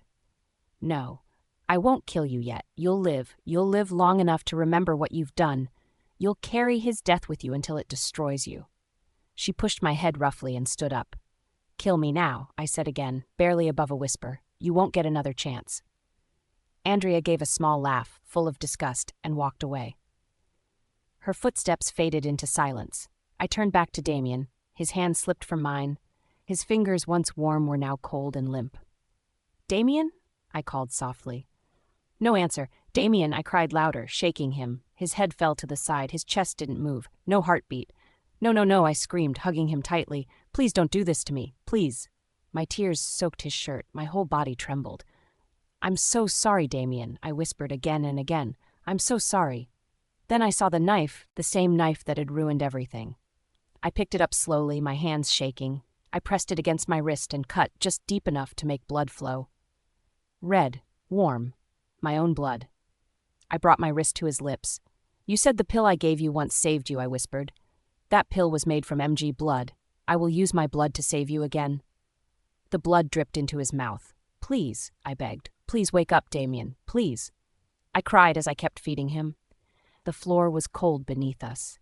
The candles flickered weakly. My vision began to blur. I was already losing too much blood. My hands trembled. My head spun. "Wake up," I said weakly. "Don't leave me alone." Everything started to fade. The room darkened. My breath slowed. Damien's head slipped from my shoulder. I fell beside him, our blood mixing on the floor. And then, silence. Nothing but silence. I clutched my mattress tightly, rolling on my bed. My chest rose and fell quickly. I was scared, trembling, drowning in as I sleep. My breathing was ragged. My heart was racing. I just laid on the bed, struggling to wake up, but I couldn't. Tears dropped from my eyes. I whispered silently, "No, don't leave me, please." I pleaded as I rolled on the bed. "Don't go." I turned my head from side to side. My voice shook with tears until finally I sprang up on the bed screaming, "No." My breath came fast. I looked around, confused. The room was strange. Clean sheets, a large window, soft light coming from a lamp. I wasn't where I had been. The scent was different. The air was too calm. And worse, I wasn't alone. I turned my head and saw two figures sitting beside me. My mother, my father. For a moment, my heart stopped. I hadn't seen them in months. Not since the day they turned their backs on me, the day they banished me. "Mom?" My voice cracked. Tears blurred my vision. "Dad, how are you both here?" My mother's eyes filled with tears the second I spoke. She leaned forward and hugged me. I felt her warmth, her arms tight around me. I hadn't realized how much I missed her until that moment. I held on to her like a child. My voice came out small and broken. "Damien, Damien," I whispered against her shoulder. "He's gone. He's gone." My mother held me tighter. "Shh," she said softly, her hand rubbing my back. "It's all right now." It wasn't all right. Nothing was all right. My father came closer and took my hand. His touch was steady, strong. There was no sorrow in his eyes. Instead, there was pride. He smiled at me as if something great had happened. "My darling daughter," he said, "you have made us proud today." I pulled back a little, frowning. I didn't understand. Proud? Of what? I looked at my mother, but she nodded, agreeing with him. "What are you talking about?" I asked quietly. My voice trembled. My father smiled wider. You have helped Alpha Andrew defeat the strongest wolf kingdom, he said with pride. He said it himself. You played a great role in his victory. Because of that, your banishment is over. You can return home. You can return home. You are no longer outcast. I stared at him in disbelief. My mouth opened, but no words came out. I shook my head slowly. No. My mother reached out and touched my face gently. I have prayed for this day, she said. You can finally come back to us. You can rest. And there's even better news, my love. Andrew has forgiven your past and he accepts you as his Luna. I froze. My stomach turned. The world around me went silent for a moment. What? I whispered. I could barely hear my own voice. My father nodded. Yes, he told us himself. He wants peace between our packs. He wants you by his side. With this alliance, our family will be stronger than ever. All of this happened because of you. Something inside me broke. I looked at both of them, the two people who had given me life, and I couldn't believe the words coming from their mouths. Are you even hearing yourselves? I said softly, my voice shaking. Damien is dead. They didn't move. They didn't speak. They only looked at me. He died, I said louder. He's gone. The man who saved me, who loved me when everyone else turned their back, he's dead, and I was the one who killed him. The words tore through me. My knees felt weak. Tears fell again, harder this time. I covered my face with my hands and cried. I killed him, I said again. I killed him. My mother tried to hold me, but I pushed her away. I looked at them through my tears. When everyone abandoned me, he stayed. When I had no one, he gave me everything. And now you sit here talking about pride, about alliances, about Andrew? My voice broke. You only care about your kingdoms. You never cared about me or about your grandchild. My mother shook her head, crying too. She reached for me again. Ava, please, don't touch me, I shouted. I stood from the bed, my body weak but full of anger. I will never marry Andrew, I said, pointing toward the door. Never, over my dead body. I don't care about your pride or your kingdom. The only man I ever loved is gone, and none of you even care. My father's face hardened. Ava. Get out, I screamed, my voice echoing through the room. My mother flinched. Tears ran down her face. But he's gone, my dear, she said softly. You have to move on. Andrew's a good man. He will protect you. You'll be safe with him.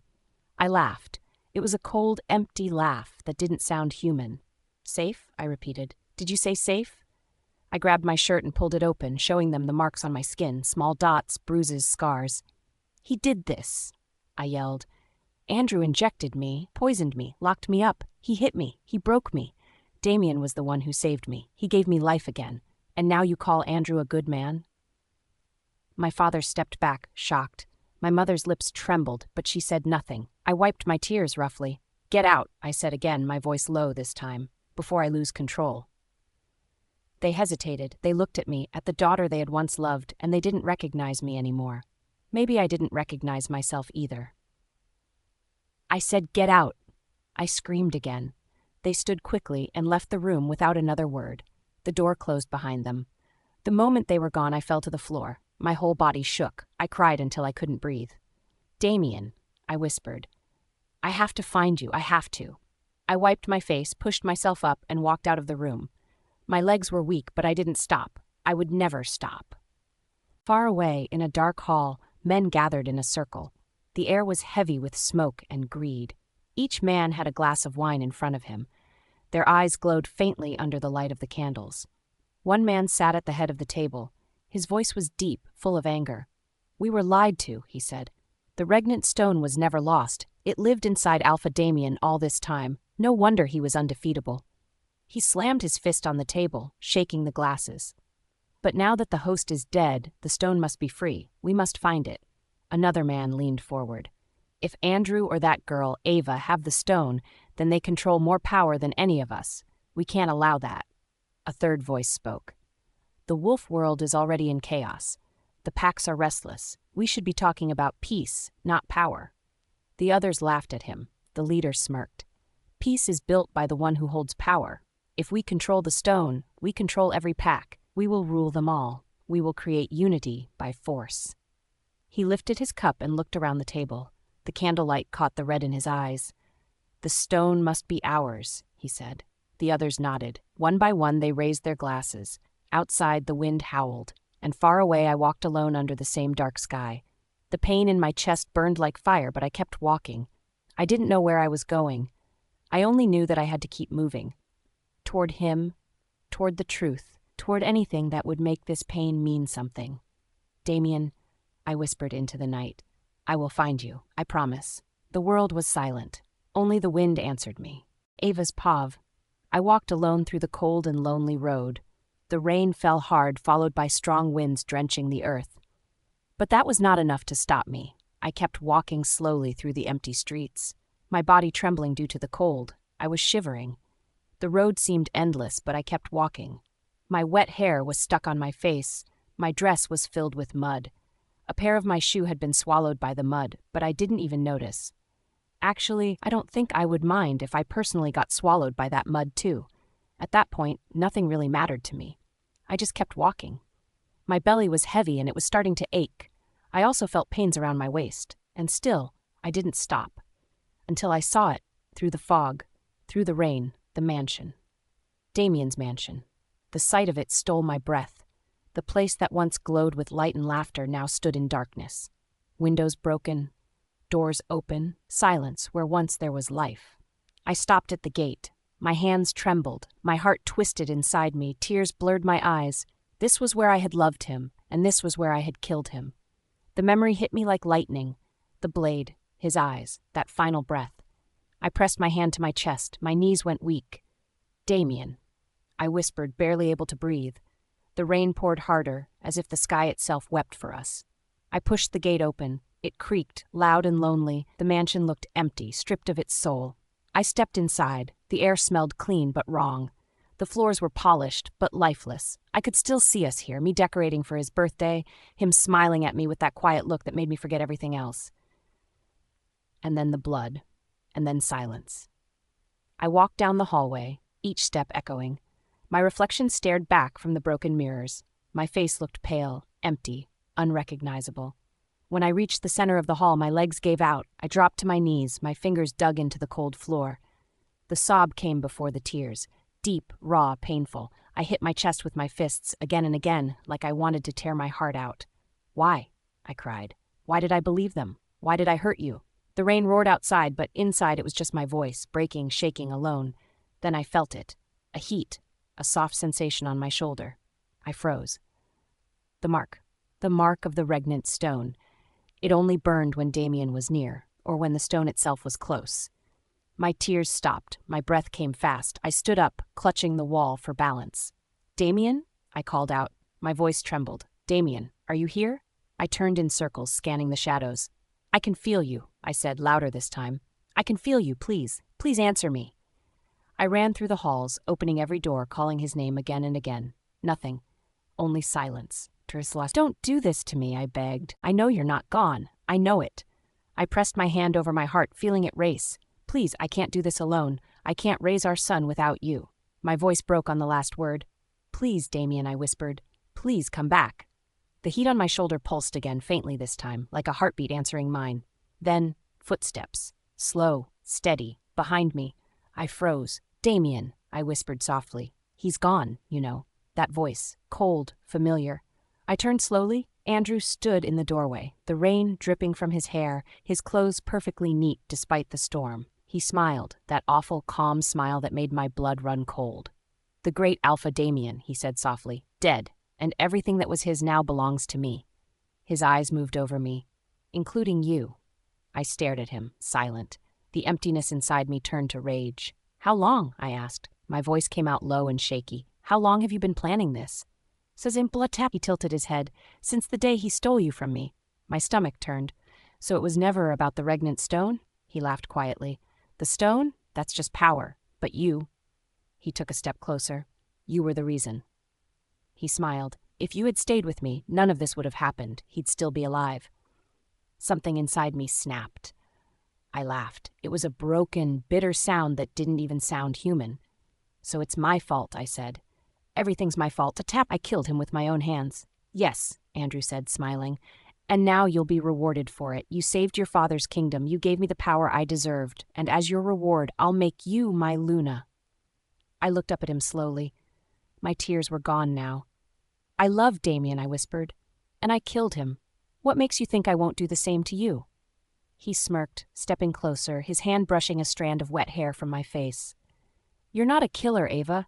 You're just lost." I stared at him. My voice was calm but cold.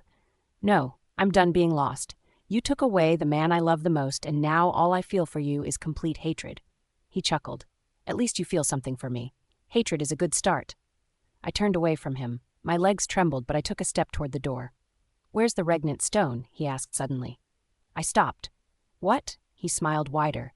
"When we burned his body, the stone was gone." My blood ran cold. "Burned?" I whispered.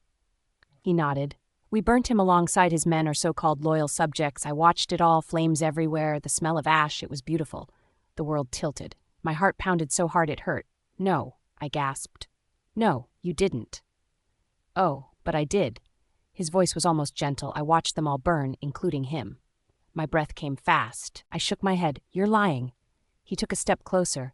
"You still don't understand, do you? He's gone, Ava." I slapped him. I didn't even think. My hand flew across his face. The sound echoed. He didn't move at first. Then his expression hardened. The next thing I knew, I was on the floor. The impact knocked the air out of me. My body curled instinctively, my arms wrapping around my belly. A sharp pain tore through me. Deep, burning, unbearable. A sound escaped me. Half gasp, half cry. The world spun. My vision blurred. My hands clutched my stomach. I could barely breathe. It hurt. It hurt so much. Andrew's shadow loomed over me. "You'll learn," he said quietly. "Marry me or watch your family suffer the same fate." I couldn't answer. My mouth opened, but no sound came out. He turned to leave, but then gave me one last look before kicking my bell as hard as he could without any mercy or remorse. I screamed. My whole world spun immediately. I cried, in pain, but there was no one to help. He turned and walked away. The door slammed shut behind him. The sound echoed in the silence that followed. I was left alone, on the cold floor, in Damien's empty home, with pain tearing through my body and tears streaming down my face. I gasped, pressing my palm to my shoulder. The mark was burning again, bright, hot, alive. The glow spilled faintly through my soaked dress. The mark of the regnant stone. He was near. He had to be. "Damien," I whispered, "I know you're here. Please, please don't leave me again." The heat grew stronger. I laughed weakly through my tears. "You're here," I said, my voice shaking. "I can feel you." Another wave of pain hit me. Harder this time. My whole body tensed. My breath caught. Then warmth spilled down my legs. I froze. I looked down, and my heart stopped. My water had broken. Panic rushed through me. "No, no, not now." Another contraction hit. I screamed. The mansion filled with the sound, raw, broken, desperate. I tried to move, but my legs wouldn't obey. I crawled, dragging myself across the cold floor, leaving a trail of water and tears behind. "Damien," I cried, "help me, please." The mark on my shoulder glowed brighter, pulsing like a heartbeat. I reached for it, sobbing. "I'm not alone," I whispered. "You're with me, you are." The pain kept coming, wave after wave, tearing me apart. My body trembled, soaked in sweat and rain. My breath came in short, sharp gasps and pushed, and my scream echoed through the empty hall. I pushed like my life depends on it. The rain outside grew heavier. Thunder rolled across the sky. I thought I heard him then. A whisper in the storm. "Ava, breathe." I obeyed. I pushed again. My vision blurred. My whole world became pain and light. And then a sound. A cry. Small, weak, but real. My tears fell faster. I reached down with shaking hands, and when I lifted him, the warmth of his tiny body filled my arms. My son, our son. "Luca." My hands are shaking. I hold my baby close and wrap him in soft white cloth. His cries fill the empty house. The sound cuts through me, deep, sharp, like a knife. I brush my fingers over his tiny cheek. Tears spill down my face. "You have your father's eyes," I whisper, my voice breaking. "Just like him." I press a gentle kiss to his forehead. My lips tremble. "Now it's just the two of us," I murmur. "Just you and me, my love. We'll leave this place, far away, far, far from here. The world, it's cruel. Wolves are cruel. They only know betrayal. Your father, he was their victim, but you will never go through what he did. I promise you that." My tears fall onto his soft little face. He cries louder. I hold him closer. My heart aches. My body is weak, but I won't let go. I can't. I walk slowly out of the mansion. My feet feel heavy. My arms shake. The walls feel like they're closing in, but I don't stop. I have to keep him safe. Then, somehow, I disappear. Swallowed by the air. Gone. Outside, the dark clouds start to fade. The sun rises slowly, spilling golden light through a half-open window. The warmth touches my face softly. I open my eyes, I roll onto the bed. Something feels different. 6 years have passed. My long hair is gone, now it brushes my shoulders. My face looks older, calmer, stronger. But the sadness, it's still there, heavy, always there. I stretch slowly, my legs feel stiff. I slip into my slippers. I tie my hair back. My new home is small, a simple apartment in the countryside. Not like the mansion, but safe. Peaceful enough. Luca, wake up, time for school. I shout down the hall, trying to sound cheerful. I turn to set the table. Yes, Mummy, I'm in the bathroom. A small voice calls back. I smile softly. Okay, just finish up and come eat. Then I hear it again. Yes, Mummy, I'm in the bathroom. My smile fades. My brow furrows. Something feels wrong. Luca? I call slowly. Yes, Mummy, I'm in the bathroom. My stomach sinks. I walk carefully to his room. Luca, I whisper. The room is empty. Only a small doll sits on the bed, repeating the words, Yes, Mummy, I'm in the bathroom. My chest tightens. I grab the doll and throw it across the room. Stop it, I yell. Luca, my voice shakes. Not again. A sharp knock on the front door makes me jump. I run to open it. A heavy woman shoves a small boy into my arms. I catch him immediately. Luca, are you okay? I check him quickly. He seems fine. I hug him close, hiding him behind me. The woman's face is red, angry. Yes, Madam Patricia, I ask carefully. I warned you, she spits. Keep your son away from my house. Next time I'll lock him up for trespassing. I glance at Luca. He cowers. His little body shakes. I'm sorry, I say softly. There must be a misunderstanding. He was only running an errand. Mistake, she shouts. I saw him teaching my boys to jump fences. First howling, now this. Your son is a weirdo. Keep him away from my children. I feel a heavy weight in my chest. I'm so sorry. We'll talk about this. The woman glares at me one last time and leaves, hissing as she goes. I close the door and look down at Luca. He sits on the floor, small and trembling, like a scared little wolf. Really? I whisper. My voice cracks. Jumping fences? Howling? Luca, what's wrong with you? Why do you want to be this? I signed deeply. What do I always tell you? Luca looks down at his hands, twisting his fingers nervously. If you are with humans, act like humans. If you are with wolves, act like wolves, he whispers. Correct, I say quietly. But why? Why are you doing all this? He looks up at me. His eyes are wide and shining with tears. I want to be strong. I want superpowers. I want to be an alpha, the strongest wolf. My chest stops, my heart hurts, my voice rises. Luca, stop! Stop this nonsense. I will never, ever let you get into that world. That world, it destroys people. It kills families. It poisons hearts. People will use you. They will hate you. They will betray you, and I will not let you fall into that trap. You are human. You will always be human. Okay. Tears stream down Luca's cheeks. Then he looks at me with anger, fire in his eyes. If my daddy was here, he would understand me. He would never make me hide who I am. He would be proud of me. My hands shake. Luca, I want my daddy, he screams and runs, out of the house, out of my arms. I run after him, my chest tight, my arms shaking. Luca, stop! He slams the door behind him. Silence. I paused. My hands go to my hair. My body shakes, my breathing ragged. I shook my head in exhaustion. I'm failing him, I whisper, tears falling freely. Damien, where are you? I need you. Then suddenly I heard a scream. My heart stops. Fear explodes in me. I run outside, my feet pound against the ground.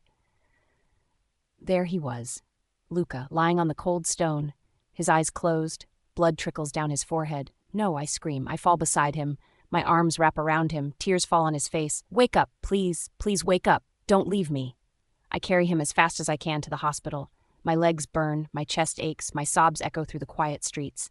Hours pass. I pace, hands shaking, tears streaming. I whisper over and over, I'm so sorry. Please, please be okay, please. Finally, the doctor comes out. I run to him. How is he? I ask, voice breaking. He's stable, the doctor says, but he won't wake up. I think you should take him to a bigger hospital in the city. They can help him better there. The city, the place I ran from, the place full of shadows, full of betrayal, full of pain. My heart pounds. Memories rush back. Damien, Andrew, Marcus, the family I lost, the world I left behind. But I look at Luca, small, broken, innocent.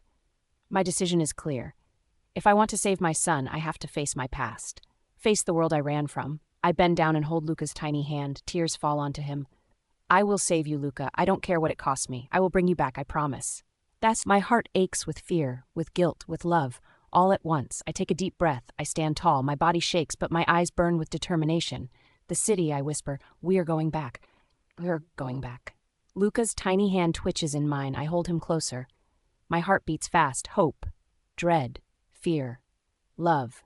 This is just the beginning of the journey back into the world I tried to forget, the world I left behind, and I will face it, for him, for my son, because I am his mother, and I will do anything. I rushed back home quickly.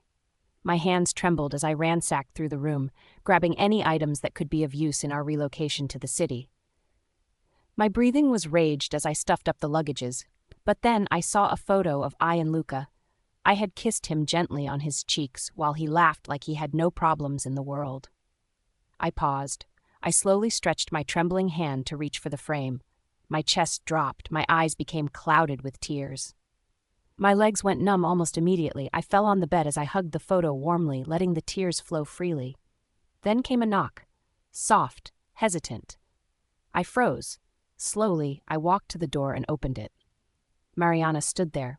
We met only after I moved to the countryside and has been my close friend and confidant ever since.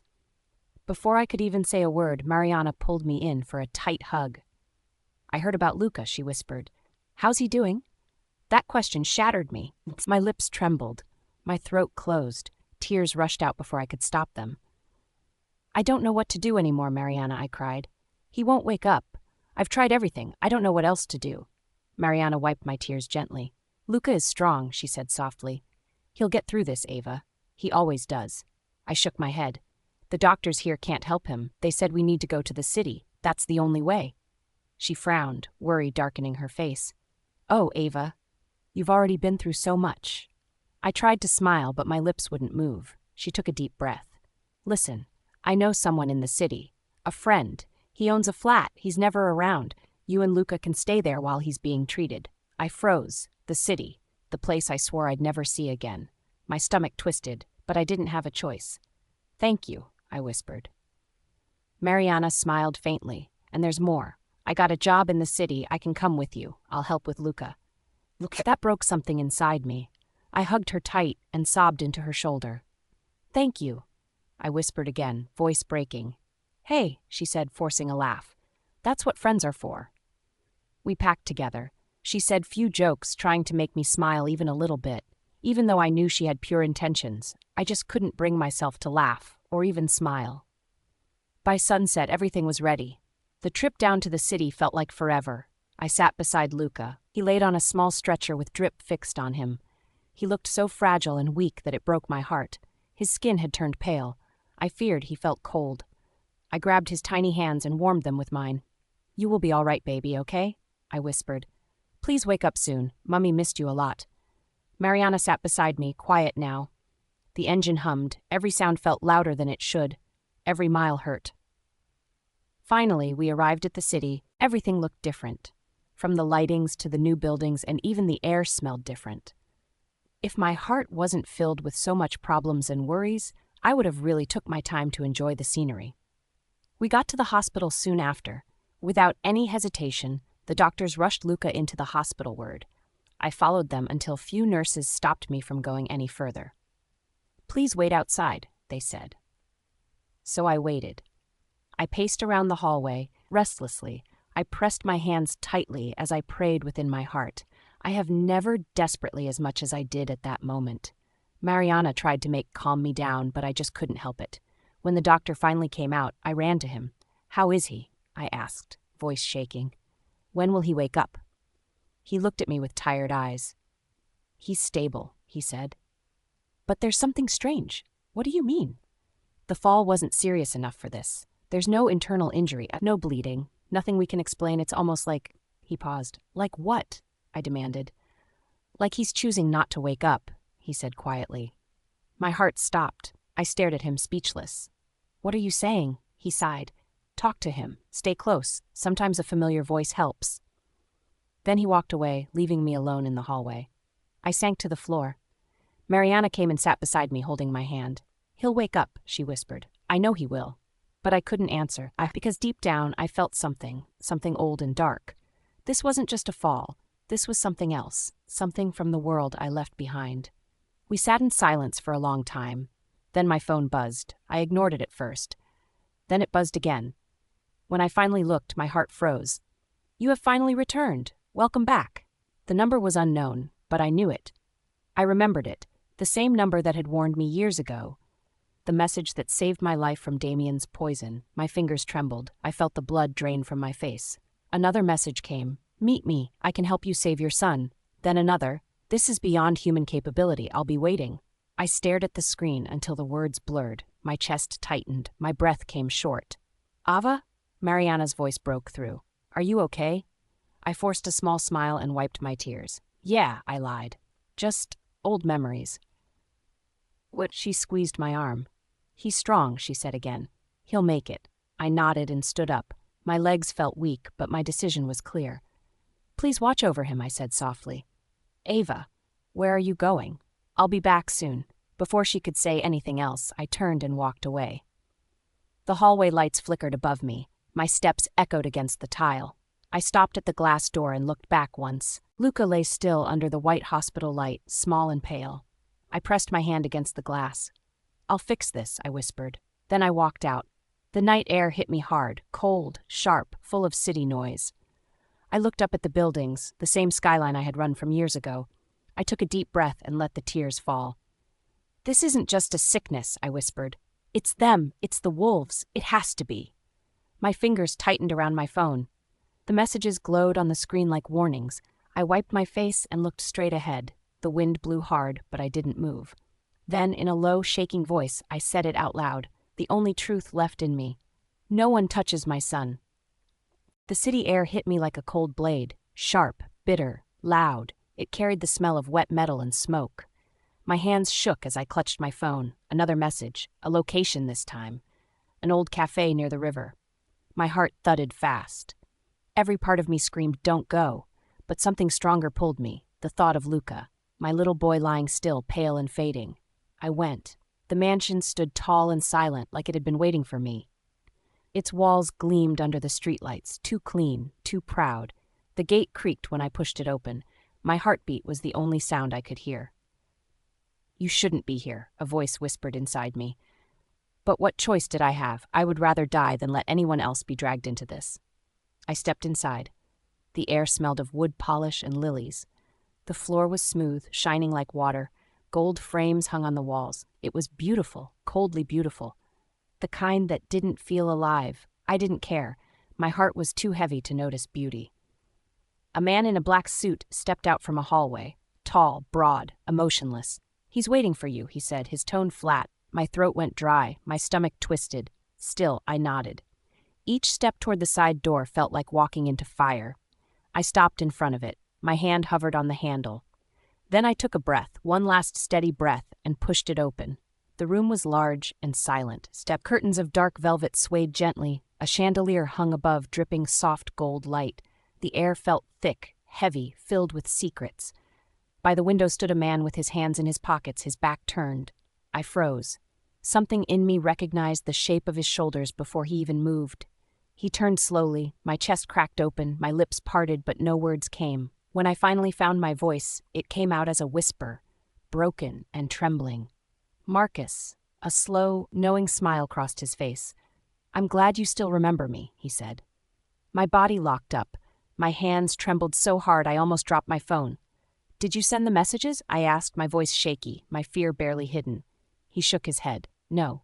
Before I could breathe, another voice spoke, smooth and mocking from behind me. "I did." I froze. Every muscle in my body went stiff. I knew that voice. That voice had haunted my nightmares for years. I turned slowly. "Andrew," I breathed. He smiled, spreading his arms. "In the flesh." My eyes burned, my throat closed. "You—" I took a shaky step back. "You two still work together? After everything you did?" Andrew chuckled. "Still dramatic as ever. You should be thanking us, Ava." "Thanking you?" My voice broke. "You destroyed everything. You killed him. You broke his pack. You left nothing. And now you want to take my son too?" Marcus's expression hardened. His tone was quiet, too quiet. "Your son is the child of my enemy," he said. "That's all the reason I need." Tears rolled down my cheeks, hot and fast. I didn't even wipe them. "Damien's gone," I whispered. Isn't that enough for you? Haven't you taken enough from me?" Andrew stepped closer, smirking. "Do you think we care about that boy? I care about you, Ava." He reached to touch my face. I flinched and turned away sharply. "Don't you dare touch me." He frowned, his smile fading. Marcus walked forward, calmer, more deliberate. His tone softened. "Your son will be fine," he said. "For now." I stared at him, unsure if I should believe a word he said. He reached into his coat and pulled out a small glass bottle. "You want him to wake up?" he said. "Then give us the regnant stone." My heart skipped. "The stone?" I frowned. "Why would I have that?" Marcus said nothing, but Andrew stepped forward, eyes sharp. "You hid for 6 years. We know you have it. You were the last one close to Damien before he died." A bitter laugh escaped me. 6 years, I said softly. "And you still haven't learned, have you? You took his life, you took everything, and yet you still can't have what you want." I took a slow step closer to Marcus. "You want to know where the stone is?" I whispered. His gaze darkened. "Tell me." I leaned in just enough for my words to sting. "Andrew was the last person with Damien's body. Maybe he took it. Maybe he's been lying to you ever since." Marcus's eyes flickered. Doubt for just 1 second. He turned sharply toward Andrew. Andrew's face changed. "Don't listen to her," he said quickly. "She's playing you." Marcus's stare deepened. "If you took it, Andrew?" I stepped back quietly, my heart pounding. For a moment, I thought they might kill each other right there. But then Marcus turned back to me. The calm had returned to his face. "You want to cause a rift between us?" he said slowly. "But I'm not that foolish." He stepped closer until I could feel his breath on my face. "If the stone was with him, you would feel it. The mark on your body would glow. It hasn't, so the stone isn't near either of us." Before I could move, his hand shot up and gripped my chin hard. Pain shot through me. His eyes were cold. "I have a soft spot for children," he said softly, "but test me again, and I'll make you kill your son with your own hands, just like you killed his father." The words hit me like a knife to the heart. My vision blurred. My body shook. "You already took everything from me," I said, my voice trembling but loud. "Michael, Damien, I will not lose Luca too." Marcus's expression didn't change. He threw the small bottle toward me. I caught it by reflex, the glass cold and fragile against my palm. "That's a temporary remedy," he said. "It will wake him, but if you don't bring us the stone in 3 months, the effect will fade. He'll go back into that empty sleep, and I won't promise he'll survive it." My knees went weak, the world around me spun. "You tricked me once," I said bitterly. "You made me believe Damien was been controlled. You made me kill him. Why would I trust anything that comes from you?" Marcus smiled faintly. "You don't have to trust me. You just have to decide what matters more, your pride or your son's life." The words hit harder than a slap. My throat burned. I couldn't speak. Tears blurred my vision again. My heart felt like it was breaking all over. Andrew grinned cruelly. "Think fast, sweetheart. 3 months isn't very long." I turned away before they could see me fall apart. My hands trembled around the bottle as I walked toward the door. When I reached the hallway, I paused. I looked back one last time. Marcus stood tall, silent. Andrew's smirk burned into my mind. Then I left. The night hit me cold again. Rain had started to fall, soft, thin drops that mixed with my tears. I clutched the bottle against my chest, my heart aching. I thought of Luca, his smile, his laughter, his little voice calling Mommy. I thought of Damien, his warmth, his strength, his promise to protect us. They had both been taken from me once. I would not let it happen again. My body trembled, but my voice came steady. "I'll find the stone," I whispered. "I'll find Damien if I have to bring him back from the dead. But no one touches my son again." And with that, I walked into the dark. The rain fell harder, the city lights blurred, but this time, I didn't stop walking. I pushed the hospital door open and ran down the hall. My heart was beating fast. My hands were cold. When I reached Luca's room, I stopped and froze. He was lying there, so still. Oxygen covered his small face. Tubes ran across his body. The machines beeped beside him, slow and steady. Each sound hurt me like a knife. Mariana was sleeping soundly on a chair close to Luca. She looked extremely tired, which is understandable. After the long journey, we rushed to the hospital, leaving her barely no time for herself. I smiled softly and wrapped her with a piece of cloth folded neatly behind the bed. Then gently sat beside Luca. I I touched Luca's hair gently. His skin was soft but cold. It breaks my heart to see my boy suffering so much. Tears welled up in my eyes. "My baby," I whispered. "Mummy's here now." I took the syringe in my hand and pushed the antidote into his drip. My fingers trembled so hard I almost dropped it. Then I sat beside him and held his tiny hand. "Mummy will save you, okay?" I said softly. "You'll be fine. I promise." The room was quiet, only the machines made a sound.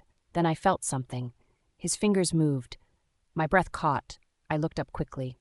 "Luca?" His eyes slowly opened. He blinked, weak and slow. Me," he whispered. My chest broke. I laughed and cried at the same time. I nodded again and again, tears running down my face. "I'm here, baby, I'm here." I kissed his forehead again and again, my tears falling on his skin. Mariana woke up at our voices. Her sleepy eyes opened wide. She looked at Luca and gasped. "He's awake!" I cried. "Mariana, he's awake!" She covered her mouth in shock. Then she ran out quickly to call the doctor. Within seconds, the doctor came in with 2 nurses. They checked Luca's pulse, his heartbeat, his breathing. They looked surprised, almost speechless. "This is a miracle," the doctor said, smiling wide. "Mari, he's doing so well. Congratulations." I smiled weakly, my eyes full of tears. Mariana came to me and hugged me tightly. But inside I was breaking, because I knew I only had 3 months left. The doctor looked at us with a wide smile, his eyes filled with hope. "We will watch him for a few days and then he would be free to go." I nodded. "Thank you," I whispered. I watched him leave before turning back to Luca with a weak smile. I held his hand softly. "I'm so sorry, baby. This is all my fault." Tears welled up in my eyes. "I won't fight with you ever again." He gave a small laugh and nodded weakly. For a moment, everything felt peaceful, until my phone buzzed. I froze as I saw the message pop up on the screen. It was the same number that always ruined my number.